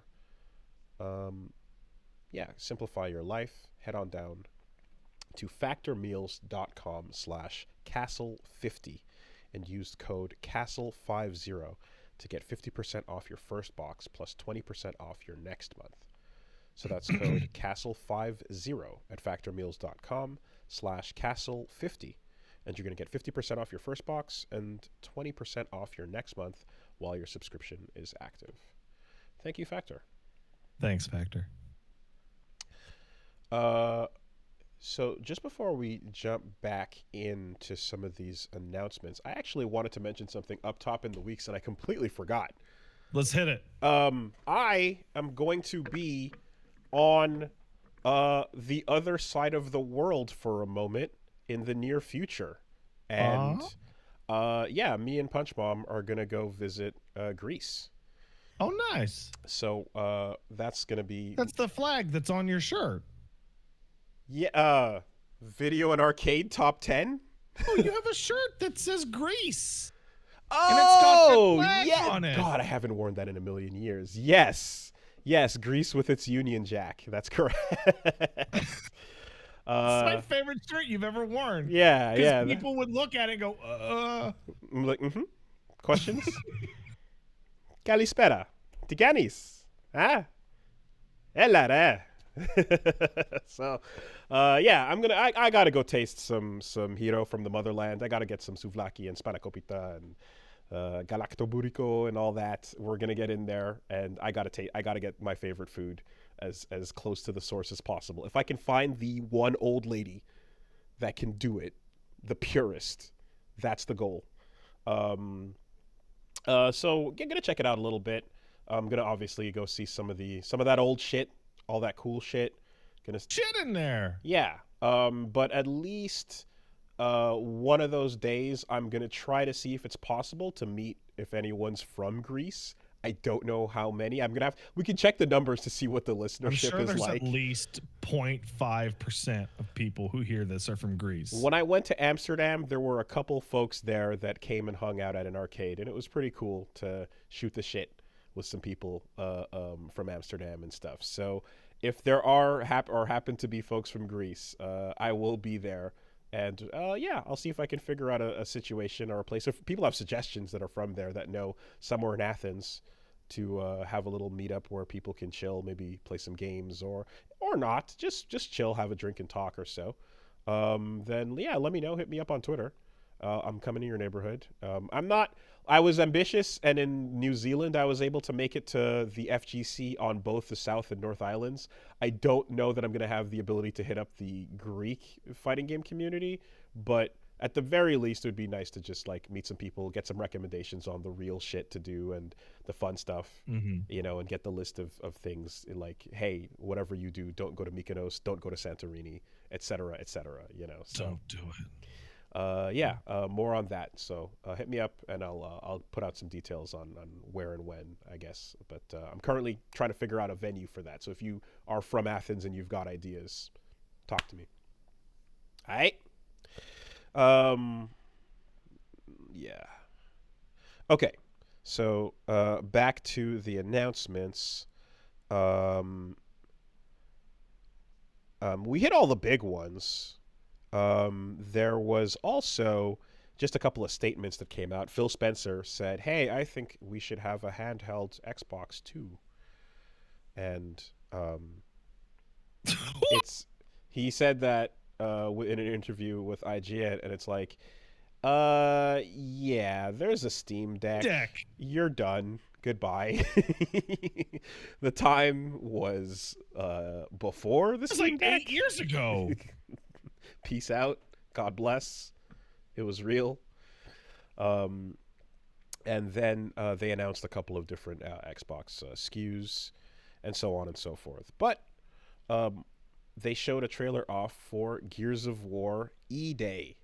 Oh, man. So I was not familiar as to why people thought that was so funny, and now I know why that's so funny. Uh-oh. I don't think I know. But Gears of War 5 ends with a massive super cliffhanger that's been ongoing for years and years. Oh no, and now we're going back. And Gears of War 5 also has a choice at the end of it of which of your, like in Mass Effect, of like which companion will you sacrifice to save the day or whatever. Oh man. And so they're just gonna let that sit. That like, hangs even longer. Forever. Oh no. Well, I will say that in terms of like, as someone who hasn't paid attention to any of the later of that franchise, that being like, oh shit, it's Emergence Day. I'm like, I was there. Yeah, it's the only thing I would like to see out of Gears of War. Yeah, Actually, right, that's the what I'm one that I would saying. actually Yeah, be like, oh yeah, it's you the most interesting thing that ever happened in the game setting. you ever. nailed the one thing for someone who is completely out, who cared about just the beginning of that franchise. You nailed the one thing that could have made me go, ooh, it's Emergence Day, the game. And I'm like, I legit care to see about what that was like with, the sudden, insane, instant, overnight fucking loss. Like war everywhere in every city simultaneously across the entire planet. Yeah, no, that would be crazy. And then, I mean, I feel like we've talked about that when it dropped, about how nuts that was in the setting. And yeah, like just showing you, I guess, young Phoenix and Dom and them, and you're gonna have and it zooms out to show you the giant hole, and the cities are still around. So yeah, you did it, guys. You picked the thing that actually activated a neuron. I'm curious to see what that's gonna be like. Emergence Day. And they also went for the recapturing of the Mad World energy in the trailer, which I want to say they've done each time since then, right? They've been doing that. Oh with yeah, each no, new game. they slow Mad World down further and further on every trailer. Mm-hmm. I have a quote about the ending of Gears 5 that somebody pulled up for me. Shout out to Dad Asana. I appreciate it. Quote, the question is, hey, we lost some main characters, some big characters. How'd you think about that, the way that it worked out in the story?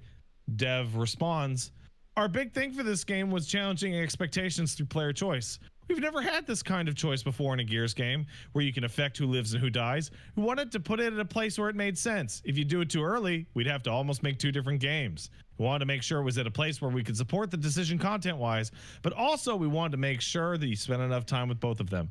I'm really curious to see how all that plays out and what that means for the world going forward. We haven't decided yet. But at least in the short term, we wanted to have that experience. Did you play BioShock Infinite? Isn't it awesome when a franchise runs to the past because the future needs to be escaped? They literally have put a fucking they did it with no plan, and now when they thought about making a game where they would have to actually deal with the thing they did, they're like, prequel.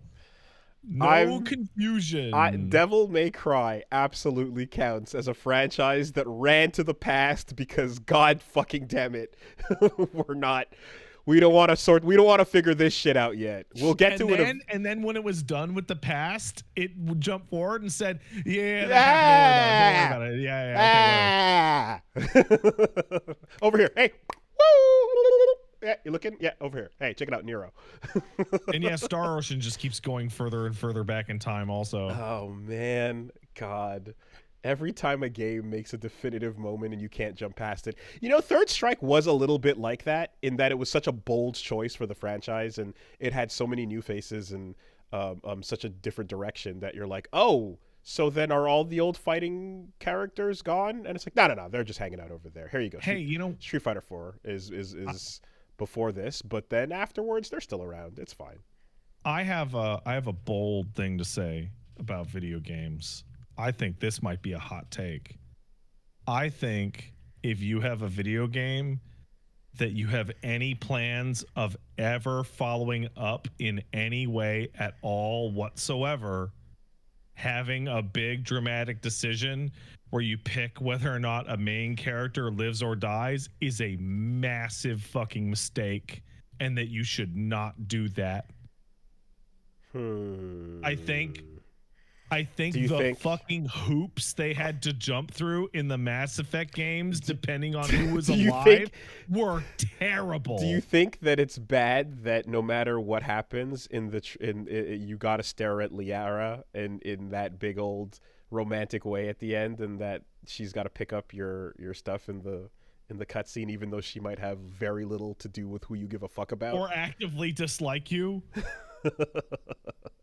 I think it is a terrible idea. Awful. I think that it's possible, but you have to be incredibly talented at handling the cascading decisions. And so far, I feel like my impression is Larian is able to figure out a way to make that work. Things matter, Oh, but they put the games hundreds of years apart, so it doesn't matter. Divinity Original Sin 1 and Divinity Original Sin 2 okay. are just like hundreds and like thousands of years apart, actually. Okay. And in Baldur's Gate 3, where you have characters like Jaheira who could have died, they go, fuck you. Who the fuck played Baldur's Gate 2 and let Jaheira die? She's alive. Just shut the fuck up then? Yeah, okay. Yeah. What All the right. fuck? What are you, stupid? Okay, so Snake rolls through and he's like, infinite ammo. And you're like, but that's not, but I didn't. And then you talk to Jaheira and go, hey, did you fuck a ball spawn? And she goes, some people say I did. Okay. Anyway, that's none of your business. Because then you see Otacon and you're like, oh no, Meryl's dead. And then it's like, dude, Metal Gear just saying both endings happen, shut up, is like the funniest thing ever. They both sat on the back of that fucking snowmobile, you son of a bitch. Oh, shut up. Just shut up. They're fine. They sat side saddle, you piece of shit.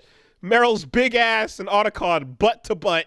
And they zoomed out while we got the ha hee ha. And so, now they're here. One of the things that like BioWare thinks is exciting to people, but it's actually not exciting at all, is they've announced that Dragon Age Veilguard will have that horrible choice website where you can go in, because save importing between the different games is now like impossible. There's so many and they're all spread apart, that you go and you fill out the form to tell the Dragon Age Veilguard who you did what in what game every single time, so they can have like 5-second interaction differences for 4 cutscenes in the game. I did that for Inquisition. It was awful. It was terrible. It took me like an hour and a half to punch my decisions in. And then when I played Inquisition, I didn't see one of those things pop up. I was really curious about how 2 was going to handle it. And it did really pare it down to like that little comic with, I guess, maybe 10 decisions or so. You know, and then save editor for granularity. You know, but yeah, getting down to the nitty gritty on that sounds really not fun. Well, look forward to a future of either Gears of War, who gives a fuck about that decision? We're way past that. Shut up. Here's new shit. Or with the breakout success of E-Day, we are now going to be creating Gears of War E-Day 2 through 4. No, the new direction of the franchise. The next one would be Gears of War. Oh, what's it called? Pendulum Wars? It's the war over oil that got fought before E-Day. I guess. That people reference in Gears of War 1. Wait, but did that even involve, like, was that just a human war? No, it was just humans. Yeah, fuck that. But also, you know what you can do? You could go even earlier for when those people left Earth. Why'd they leave Earth? Because of war, probably. Okay, hold on. If we go back to a human versus human war in Gears, the chainsaw bayonet becomes a psychotic, fucked up, insane thing. That becomes way darker. Like you're dooming on people that are just other people. Woolie, don't worry. There'll be an I'm going to say it right now, and if it ever happens, somebody go back to this podcast and tell me I'm a genius. Don't worry. The chainsaw bayonet wouldn't make any sense, you know, as a standard issue equipment, you know, for your average guy fighting your average guy over oil. But, you know, it's going to be crazy that the second playable character, the guy you play in co-op, well, he's a tinkerer, you see, and he wanted an extra oomph to his standard issue Lancer. So he jury-rigged a chainsaw. Yeah. Cool? Look at that. Yeah. And that's going to be the fucking end of the first trailer. I'm the special guy that did it. Oh, shit. There it is. Yeah. And then there'll be a line going, man, they should really make these standard issue. Yep. There you go. Oh man, calling in a Hammer of Dawn, but it's my god, I'm being informed that the creation of the chainsaw gun is Marcus taped a chainsaw to a standard issue Lancer in a previous game. in the books. In the books. Okay, he did the thing. Oh yeah. This game, the thing I just described, might actually be in E-Day. Oh, that's so funny. Please look forward to acquiring a new experimental weapon that involves you tracking a laser onto the enemy and then calling down the thing that fails, and you click the button and it doesn't work, and you go, this piece of shit doesn't work. Oh, God damn it. You throw it out and you go back to fighting. Yeah. Maybe they'll get this thing to work one day. Man, I hate that shit. Right? I hate it. I hate it. I hate it. You get like General Ram sharpening a knife. just do it, taking a good look at it. Nice and shiny and sharp. Doesn't do anything with it yet. Oh man. Yeah, this is going to be great actually. All right, so yeah, they showed off E-Day. We got to see a little bit more Ass Creed Shadows and Yasuke, and I look forward to jumping in and hearing that soundtrack. I didn't catch it. Avowed footage, right? We talked about that. Yeah, I'm gonna watch that afterwards. It looks like Skyrim, but pillars. So hopefully it's good. Indiana Jones and the Great Circle. So I saw a trailer for this new Indiana Jones game coming out, and I guess I'm curious because I'm like, were you able to? Did they say what genre this is? / were you able to? It's a Wolfenstein game, but you play as Indiana Jones instead. It's a first person, really? Okay. Yeah, it's Wolfenstein. It's a Wolfenstein game. Okay. Is it insane to kind of want Indiana Jones games to be point and clicks? To just no, it's not. To just no, be like, it's not. we're still like we got graphics, everything's pretty, and that's all good, but you still have to click on that rock and that whip, and click whip 2. Okay. Doom: The Dark Ages. We finally did it. We got Samus with a cape on. We got Master Chief with a cape on. Now we got Doom Man with a cape on. The trifecta can be in your Fortnite team. And he's got the shield. He's got a shield. He's got Captain America. But what if Captain America wasn't a pussy and put knives on it? What if Captain America just like had? Well, actually, he probably does have scientists getting sopping wet. But like, yeah, before he was a hero, he was a badass. Some like psycho. It was like what the fuck kind of intro text is like? Yeah, okay, right. Whatever. It's Doom Man. It's Doom guy. And very important, for 2 seconds of that trailer, he jumps inside a fucking Atlan mech. Actually, what's way more important is that the director is the director of Doom Eternal, and did an interview right afterwards where he's like, yeah, we're not going to do the Doom Eternal thing where you have to use certain weapons on certain enemies. You can just use whatever on whatever. Okay. Okay. We want you to be able to use anything on anything and have it work. Also, those shots of the gameplay they showed had really wide open fields. Yeah. Like, maybe it's been a minute for me, but I feel like all the areas were tighter arenas than that. That looks like That looks like the most wide and open-ended aspect, thing that looks super different. So yeah, just combo your way through in whatever way from one side of this giant field to another. Sick. Run it. It looks cool. I like Doom. I can't wait to play it on Steam. That was like the overwhelming feeling of watching the Microsoft thing is like a third of these studios will be closed, and every game I'm watching I will play on Steam. Like, it's called the Xbox event, but it's also just the Steam event. Doom is another setting that actually has more. Having not seen the DLC for Eternal, there's stuff that I don't know about, but I feel like there was cliffhanger endings and unwrapped up shenanigans. Bro, that DLC is not cliffhangery at all. It is definitive. Okay. There's a reason why they're doing a prequel for Doom, because there is nowhere to go after the end of Doom Eternal. Sick. Is there any word on the music? It's made by the guy who did Doom Eternal's DLC music, which was good. Wasn't quite as good as Mick Gordon, but it was pretty good. Okay. The guy who had to jump in to pick up the pieces after that mess with the OST. Yeah, okay. Oh, hey, you know what? If I have to go at 4:00, which is in 15 minutes. Yep. But if there's only one game we talk about, I want to talk about that 33 game, Expedition 33. Okay. Did you see that? No. It's got Ben Starr's handsome ass voice narrating it. That sounds good. Ben Starr it is a turn-based RPG out of America. He's got the same burning fire in him that Alex Lay has to be a meme voice actor. God bless.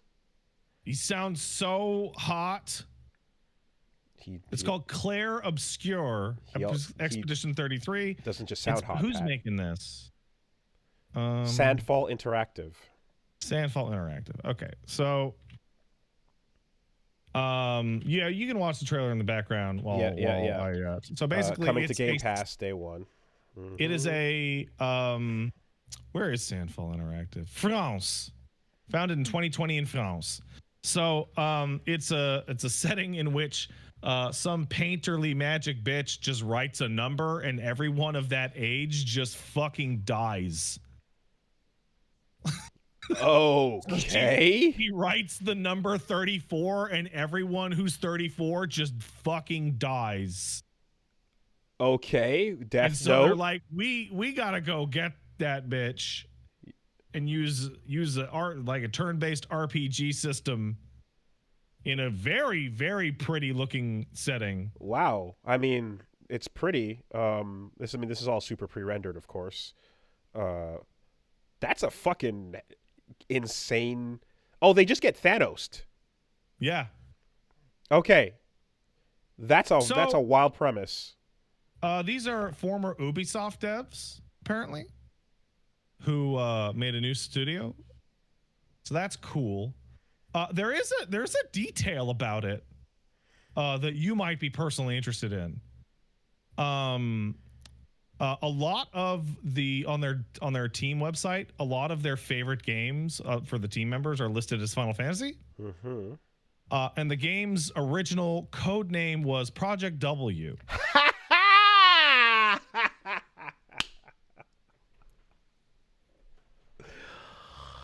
No shot. Yep. Wow. Who is Sandfall Interactive? Yeah. See, I knew this was gonna happen. Okay. Hold on a second. Funny. It is funny, isn't it? Isn't that a funny detail? It is a funny detail because I want to say that another detail that happened was the new Fable game that was announced at the Xbox showcase is getting support development from Eidos Montreal. That's true. They've unexpectedly announced that, they're going to be working on this. What is this? So Sandfall team is Guillaume Broche, Tom Guillermet, François Méris, Jennifer Svedberg-Yen, Nicolas Maxent Francom, Glorien Testar, etc. Okay. Yeah. Okay. Interesting. They're currently hiring. So, Kai9 in the chat asks a really important question, or rather statement. I don't get it. I will then add to that, why did Woolie light up and laugh when I said Project W?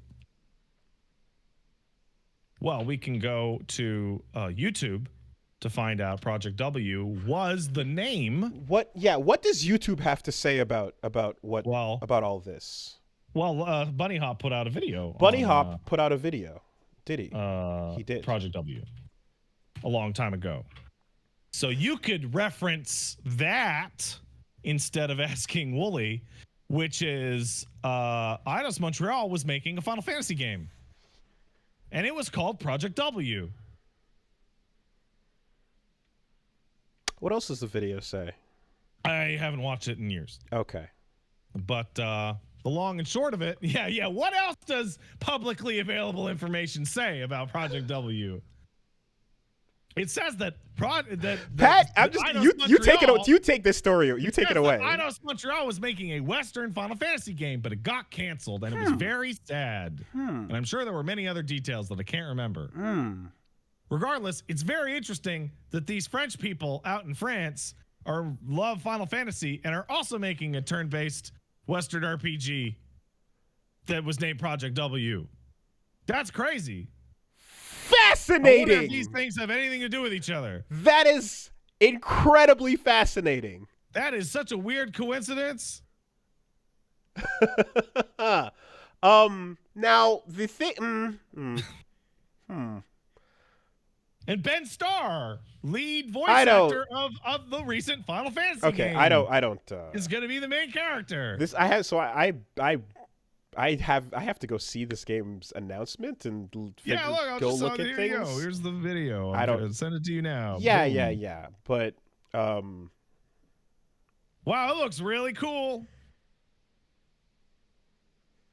If I had to guess, I would assume that they are really mad that the game that they worked really hard on for a really long time got canceled, and wanted to take some of that work and nightmare card it back into existence. So I need to see more about the potential link between these things.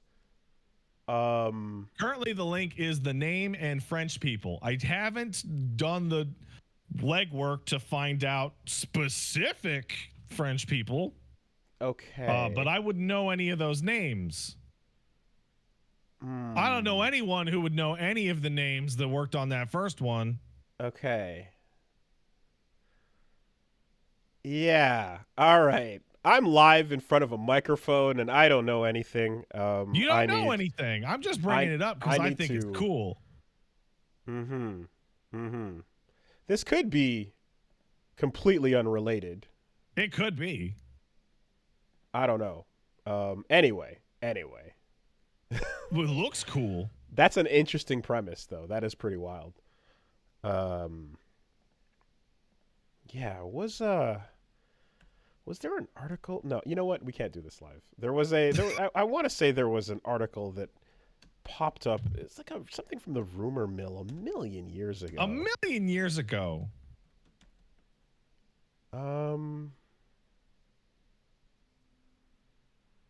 That'll have to wait till next week. I guess it will.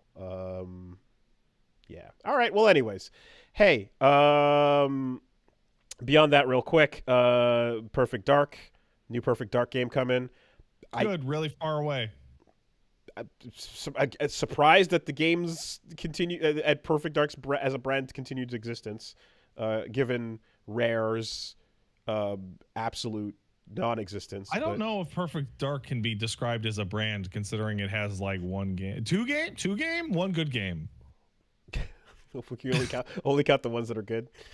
Yeah, so I'm just surprised it's more Perfect Dark at all. Sure. And that's Crystal D. Hey, those are the fucking Tomb Raider folks. Yeah, it is. How about that? It's also the Deus Ex people. No, that's Eidos Montreal. No, wait, what? No, but it is Montreal though. Square Enix? I don't know why I thought that. No, Eidos was. Wait, Perfect. But wait, wasn't Eidos also Tomb Raider? I don't know who made what anymore. Okay, yes, I know. Okay, Crystal Dynamics made Tomb Raider remake, and Eidos Montreal helped with the multiplayer and online and and other support things. But yeah, it looks like it's an immersive sim like Deus Ex. Interesting. Okay, yeah. Yeah, a lot of that stuff, like with Hitman as well, and so on. There's like studio assistance from others and so on. And then there was the new Life is Strange game, Double Exposure, where Max Caulfield, the protagonist of Life is Strange Season 1, is back and older. and has a way worse power than last time. Yeah, actually, that sucks. You have to split into 2 universes and jump and figure out stuff as opposed to straight I'm up glad that just we can all undoing agree it. that Chrono Cross isn't as good as Chrono Trigger.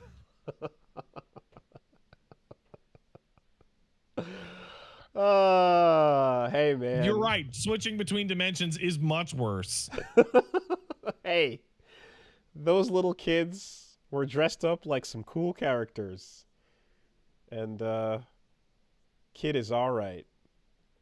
Kid's all right. Kid's all right. Right? I'm not going to argue with that. Kid's Come on. all right. That's it. She's all right. That's it. That's all we need. I just need you to say kid's all right.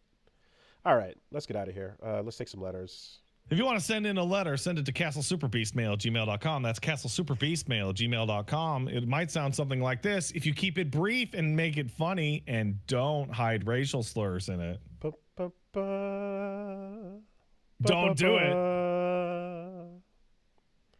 Hey, Can't call anybody Bildgroids in here. For the record, that entire conversation was wild because it was like, I can't believe they didn't know, and then it was like, why would they know? They're like from Canada, and it was like, I did know, I just haven't heard that in so long that it didn't register as I was reading it. Literally the only time I've ever heard that in my entire life spoken aloud was a Carlos Mencia bit. Okay. Of course I know. I super know. I've heard that before, absolutely.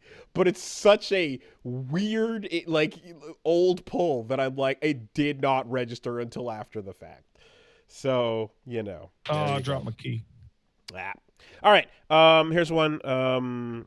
Name not given, saying, hey guys, I've been playing SF6 on and off for the last year. Generally enjoyed the game. Never really understood the drive system. I understand the core gameplay completely, but I feel like when I want to play, my brain breaks whenever my opponent drive rushes or perfect parries me. I know I have to access the same tools, but it never clicked with me mentally. I had similar issues with mechanics like Roman cancels in Guilty Gear or Reversal Edge in Soul Calibur, and I find them less frustrating to fight against. Yeah, because they're big and they slow things down, of course. Also, drive rush is really fast. Yes, exactly. Has a gimmick ever frustrated you or turned you off from something you otherwise enjoyed? I support the popular games, but sometimes the gimmick just isn't for me. So yes, the reason why those other mechanics you didn't mind as much is because they happen very slow. They force you to you cannot miss them. But drive rush and Roman cancels are meant Right to up in be your face. fast. Holy shit! Oh, can you react to this reaction tests? Yeah, I'm really bad at reacting to drive rush. Yeah, you have to learn to see green. You have to see the green flash and like instinctively get. It's kind of like reacting to drive impact. It's the same training, right? The things you see the start of the flash animation and so on, then you press the button. But like reaction tests are things that people that are newer to fighting games are going to struggle with. So that's probably why. Like I started using like heavy punch into drive rush as a confirm literally this morning. Yeah, that's not. Don't rely on that. No, I don't. But sometimes it's nice. Yeah. And not to mention if you're looking anyway. What are some of the mechanics that like frustrated you or turned you off from? I suck at Roman cancels too. I love Roman cancels, and I was just saying earlier, playing Strive, that drift is so sick because it takes a mechanic like Roman cancel, which was like at the fastest when you do a red Roman cancel, it's like an instantly cancel do an action thing that still exists in the game and can be used to make really fast, hard to deal with mix-ups, so you can use it at a high-level play and do advanced things with it anytime you need to do a quick, hard-to-react to moment. But if you just use the basic, like, drift, everything slows down, pop, we're doing a little, Matrix time moment, that's a really kind of hype little thing that is, like, fun. Everyone can use it. Makes it so that everyone can use this cool mechanic, and it also, in the stopped time, teaches you how to do things like shimmy. While the game is in Roman cancel drift moment, you can like walk up to somebody and then walk back and have them whiff a throw, and everybody can go like, I get how that works. So I know it was hated initially, but like in retrospect, I'm like, I love that exists while allowing you to still cancel it and do something instantly like Red RC. I know this is gonna sound like me beating a dead horse with this bloodstone or whatever. I could think of 3 games in which they were like, hey, use this mechanic. And I said, no, I don't want to. when it's Neo and Neo 2 and Stranger of Paradise. Well, with then, literally every single thing to do with the gear system, I would just go. well, then you better throw fucking Wolong and yeah, Wolong too. Yeah, and Rise of the Ronin on that list. Yeah, The entire just Team like, Ninja catalog. Hey man, you wanted to know? I don't. I don't. Yeah, I really don't. I like I said while talking about like Megaton Musashi. Thankfully, this is a game where there's so much happening outside of that. Oh my god! Somebody in chat said it, and I literally beat Elden Ring last night to get my save perfect. I beat the whole game again, and I forgot about rune arcs. Just completely forgot. Okay, wait, I don't even know what you're talking about right now. Elden Ring, rune arcs to activate the Great Rune on your character. Oh, the yes, picking between the yes, right. Which buff do you want? Yeah, you lose it on death, and they're not Right. that good. So okay, perfumes. Yes, lol. Oh my god. Jesus Christ. Shit. Radon's is the best one. So if you do want to use it, just use Radon's. At this point, I bet you I could, but I think I'm just too stubborn to actually ever learn what junctioning is. Wait, what? Did you play FF8? Yeah, I hated the junctioning tutorial so much. Is that game like not super hard without junctioning? That was such an early like, what the fuck are you trying to say moment for me in it. God, it was bad. I played it again. I went over it more than once. I went over it multiple times, and I could not understand what the fuck it was asking me to do. So as that comes up, I'm like, yup, I'm right there with you, bro. I hate junctioning so much. When it comes to ruining the game entirely, I know this was talking about good games with a mechanic you don't like, but in this case, it ruins the game, I'd say. When we first saw the trailer for King of Fighters 12, it was a holy shit, look how beautiful these sprites are. Man. I can't believe fighting games are doing this. And KOF 13 is one of the best looking fighting games ever made, but it's only because 12 came first and made about half of those characters. 12 was insanely gorgeous and had a lot of just these bright colors, the effects, the lighting, all the shit that you love in 13. They figured out and like were first experimenting with in 12. But alongside that came a gameplay system that was called Critical Counter. And what that was is upon getting your meter filled up, you would flash for a couple seconds, and if you land a counter hit with heavy punch on anybody, the game just stops and you can just do a training mode combo on a dummy for a while, and your character for death. You get to do a touch of death, and it just slides you into the character for again 10 seconds or so. It was insanity, and it was so bad and stupid that it was like, as soon as that happens in the round, time to stop fighting. I'm literally gonna not play, because what's the point? If you touch me once, it's over. Oh, it's really easy to get counter hits in KOF 12. And then it's imagine the crush counter Street Fighter 5 problem, except way worse. And everyone constantly would have these flashing moments where it was like, no, it's not worth it to play the game right now. Wait 10 seconds and then resume the fight. Insanity. So yeah, that's the worst. Yeah, terrible. There you go. All right. That'll do, everybody. We covered every single game that was announced at every single conference. Oh, that was never going to happen. We covered it all. Complaining about Silksong was a much better use of our time. That was the best, actually. I really liked that conversation a lot. Yeah, me too.